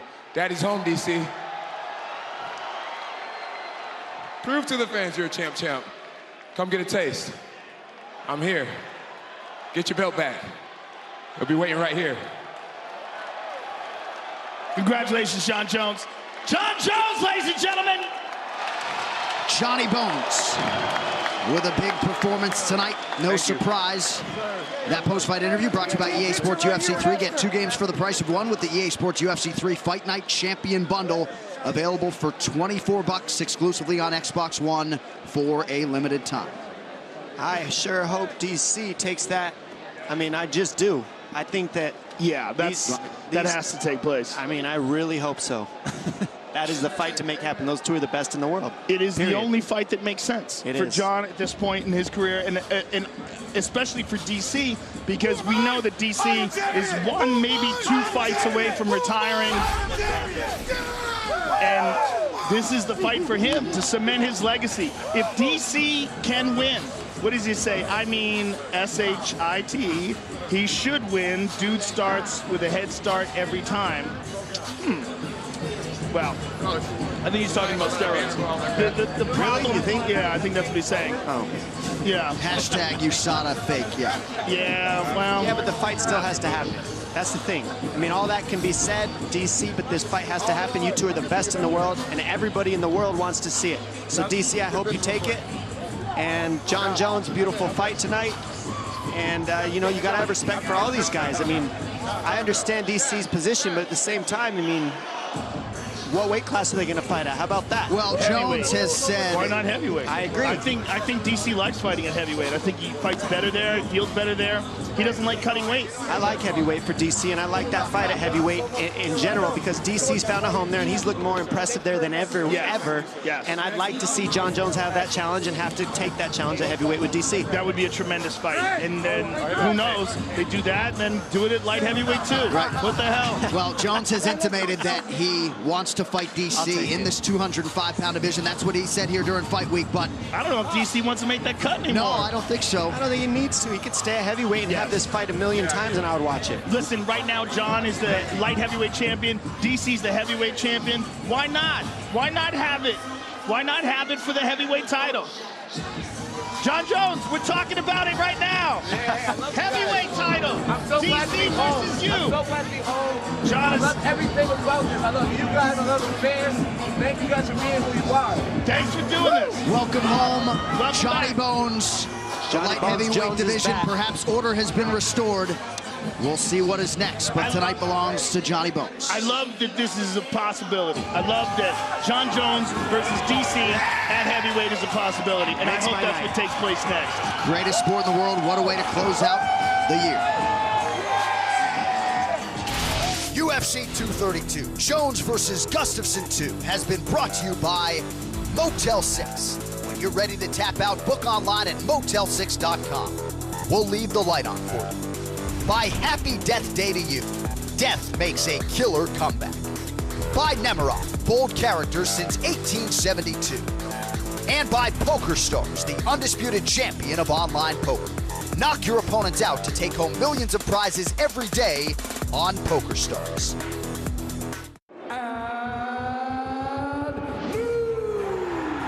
Henry Cejudo, you just shocked the world. Most definitely did.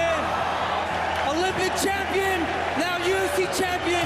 Now give me the best at 135 pounds. Biggest mistake of Henry's life was to call me out after the fight.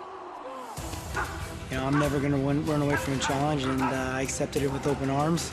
He won't even be known as a champion when I'm done with him. You know, he will never defend his belt. Just like Garbrandt, I'm gonna come through, I'm gonna run through him. I'll be the last flyweight champion ever. Whoa! TJ Dillashaw! TJ Dillashaw is maybe the best UFC bantamweight of all time. But what's he doing? Dropping an extra 10 pounds to challenge Henry Cejudo and try to become a two-division UFC champion. Champions never go down and win belts. Champions go up and win belts. I'm gonna make you pay for every little extra pound that you drop.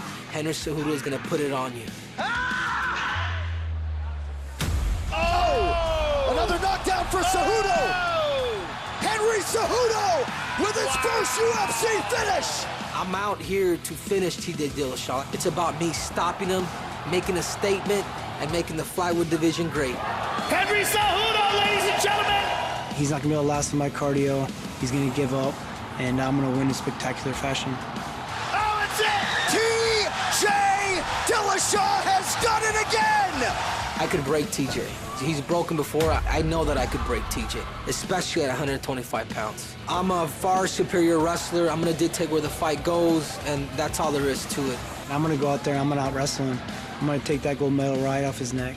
I commend you for getting that gold, but the real gold is around our waist, and I'm gonna take yours. I believe there's a lot at stake for me, and I'm looking to make TJ Dillashaw my next victim. January 19th, Dateline, Brooklyn, New York. The UFC ESPN era gets underway fittingly with a matchup of champions Cejudo and Dillashaw. Super Bowl weekend, UFC Fight Night on ESPN Plus from Fortaleza, Brazil. Bantamweight title eliminator there between Rafael Assunção and Marlon Moraes. First meeting went to Assunção. Melbourne, Australia for UFC 234, Saturday, February 9th. Robert Whittaker defending his belt against Kelvin Gastelum. And then how about our UFC Fight Night on ESPN debut? February 17th, that's a Sunday show, Phoenix, Arizona. Francis Ngannou taking on Cain Velasquez. What a night here at the Forum. Daniel Cormier, the diet starts tomorrow. I don't think so, man. I think heavyweight. We're assuming that this Brock Lesnar fight is going to take place. I mean, that's like waiting for Santa Claus to come home. I mean, we don't know. We really don't know if that's ever going to really play out. I do know this. If John Jones had a millionth of a piece of salt of something in him, Brock Lesnar must have a brick in him. You know, let's be honest here. Let's be honest. So with that being said, we need to see Daniel Cormier and John Jones. And regardless of all this testing stuff, that's the fight the fans want to see. That's the fight fighters want to see. That's the fight the world deserves. And that's a fight that I believe needs to happen. Yeah, that's the real championship fight. It's not, I mean, all respect to Brock Lesnar. He was a lot of fun to watch back in the day. His last fight was against Mark Hunt, and afterwards he pissed hot. I love watching Brock Lesnar fight, but he's probably not clean. We're just being, if John Jones... I think he is now. Okay. And I think he's changing his body. If you look at him, I mean, it's one of the things that DC said. He saw him recently, and he looks much smaller. Right. I think he is. But he's also doing that at 40 years of age, and, like, how much of an effect is that going to have on him? We don't know what it even looks like competing like that, right? What we want to see is championship caliber fights. Yes. I think the championship fight is John Jones versus Daniel Cormier. That's my feeling.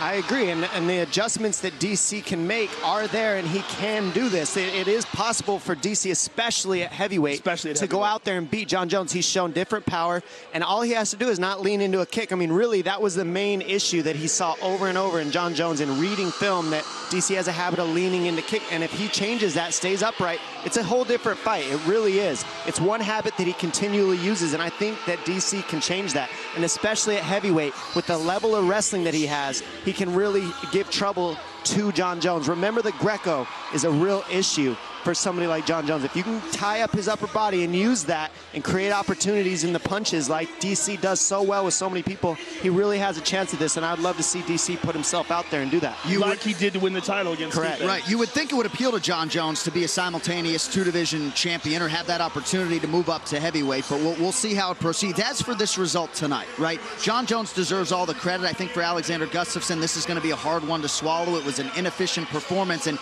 given the way the first meeting went, tonight wasn't nearly as competitive. I think that's a very accurate statement. I think what we saw tonight is John Jones better prepared. What he said after the fight, that what he decided to do was stay outside of punching range, and that he fought Alexander in his range during the first fight.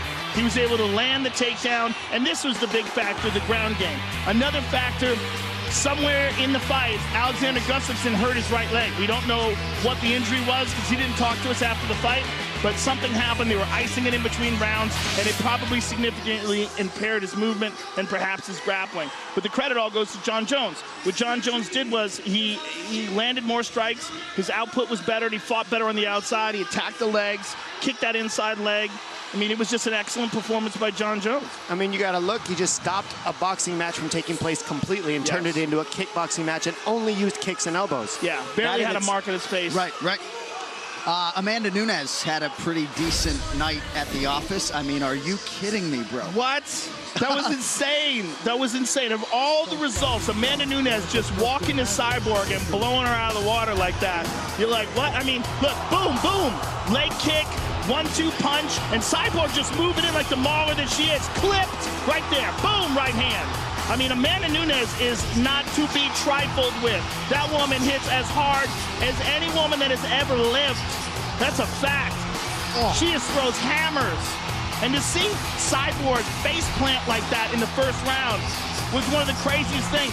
And I'm just so happy that Amanda Nunes is getting the respect that she deserves. And the giant cheers from the crowd. I mean, that woman is sensational. And for my money, she's the best female mixed martial arts fighter ever. Yeah. And I don't think there's an argument. I really don't. Not now. No, you can't argue that. And the other thing that I love that makes that even more of a statement was the tactics she used and explained to get the win. It wasn't just go out there and land a lucky punch. No. She planned to kick the lead leg out of Cyborg because she comes so heavy with pressure, off balance her. That pissed Cyborg off so bad that she started throwing crazy and didn't think. All thinking went out, and she just looked at Nunes and said, I'm too big, I'm too strong, I'm going to run right through you. And that just wasn't the case. She was not respected, and she ate shots because of it. I think if this rematch happens when it needs to happen and how it happens, I think Cyborg's going to come a lot more safe, not just running all crazy. And we're going to see a different matchup like we saw with Alexander Gustafsson and Jon Jones. Now, I don't know who's going to win, but I think that it's going to be a tactical battle, and the entire matchup changes if there's a rematch. Well, given that Amanda Nunes is a big bantamweight, as you sort of articulated on the broadcast, I kind of find it hard to believe that she's going to be in a great rush to move back down. And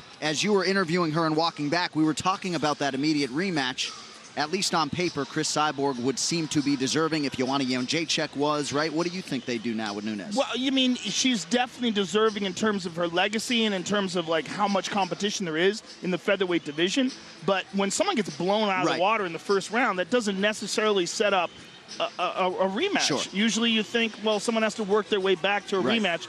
They fought, one champion destroyed the other champion. Right. She can do whatever she wants. Amanda Nunes is the lioness. She's the queen. She can do whatever she wants now. She could fight Cyborg. She could defend her bantamweight title. She could retire. She's the champ. Truth first is, ever though, female champ. If you're not fighting Cyborg, who else are you fighting? This fight happened because the women's divisions were cleared out. Right, both. By both of them. Yeah, both So divisions. who else is there other than fighting the top two over and over until they see who wins best out of 3? And then you got Jon Jones and DC, best out of 3 happened, they need that best out of 5. Yeah. I mean, I think that financially the rematch is the only fight that makes any sense, for sure. But, I mean, I think that I think Cyborg fought her best fight. She went out there and charged, and Amanda Nunes took her out. Amanda Nunes can do whatever she wants. Technique and tactics won it for the smaller girl, and that's what she had to use. She used it and did it, and it happened. You know, the other thing is, Amanda Nunes has preposterous power. And we've always known that. But to see it against Cyborg, it's like, oh, yeah. Well, that's real. What I noticed is the accuracy more than even the power. Yeah. She didn't miss the head very often. No. She landed once, and then even as Cyborg's falling and swinging, she continually landed. The accuracy of her punches was impressive to me, and that was more what I noticed than even the big power. Is accurate, hitting on the button over and over and over, and then the last shot to the temple. Everything was pinpoint, and that you have to look at and watch. She does that in every fight. And what she said afterwards, that her coaches had talked to her and said, you're going to see everything, you're going to be calm, you're going to see all the shots, and she did. I mean, she was in the fire with the scariest woman that's ever fought in MMA, and she put her away. I mean, she couldn't have looked less intimidated when she walked into that octagon That's a tonight. bad woman. I got a tweet here from Daniel Cormier at Dominic Cruz. Let's do it, DC. You just said outside of all the testing stuff, is there really stuff outside of the testing, or we just do more testing and neither of us fail? That would be best case. We do that, I'll be back at 205.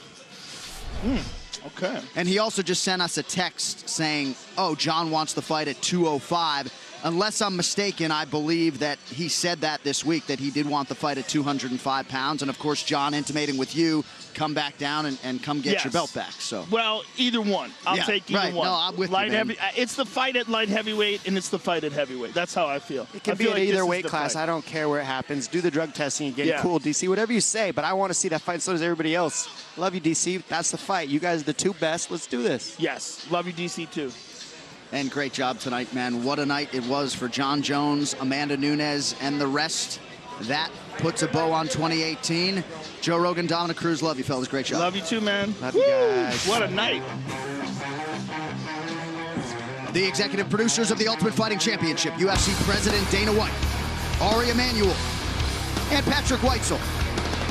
Our executive VP of Operations and Production is Craig Borsari. Our coordinating producer, Zach Candido. Tonight's show has been produced by Lappy LaPlante and directed by the venerable Anthony Pasquale Giordano. Hell of a night in Inglewood, folks. Alir Latifi came in the favorite, but Corey Anderson extends his winning streak to 3. He is now on the short list of light heavyweight contenders. Carlos Condit had high hopes that he would put his losing streak to bed. He succumbs to the Michael Chiesa Kimura. Great way for Chiesa to begin his stint at 170 pounds. Cyborg was all smiles before the fight. She ran into the lioness tonight as Amanda Nunes becomes the first simultaneous 2-division champion in UFC women's history. 51 seconds later, Cyborg went face first to the canvas. There is a new featherweight queen. She also happens to be the bantamweight queen. And of course, that set the stage for the return of Johnny Bones against Alexander Gustafsson. Their first meeting was certainly one for UFC annals. Tonight, it was a Johnny Bones domination. With that, for Joe Rogan, Dominic Cruz, and the whole crew, John Anik saying so long from LA. Happy New Year. We'll see you January 19th from Brooklyn, New York. Good night.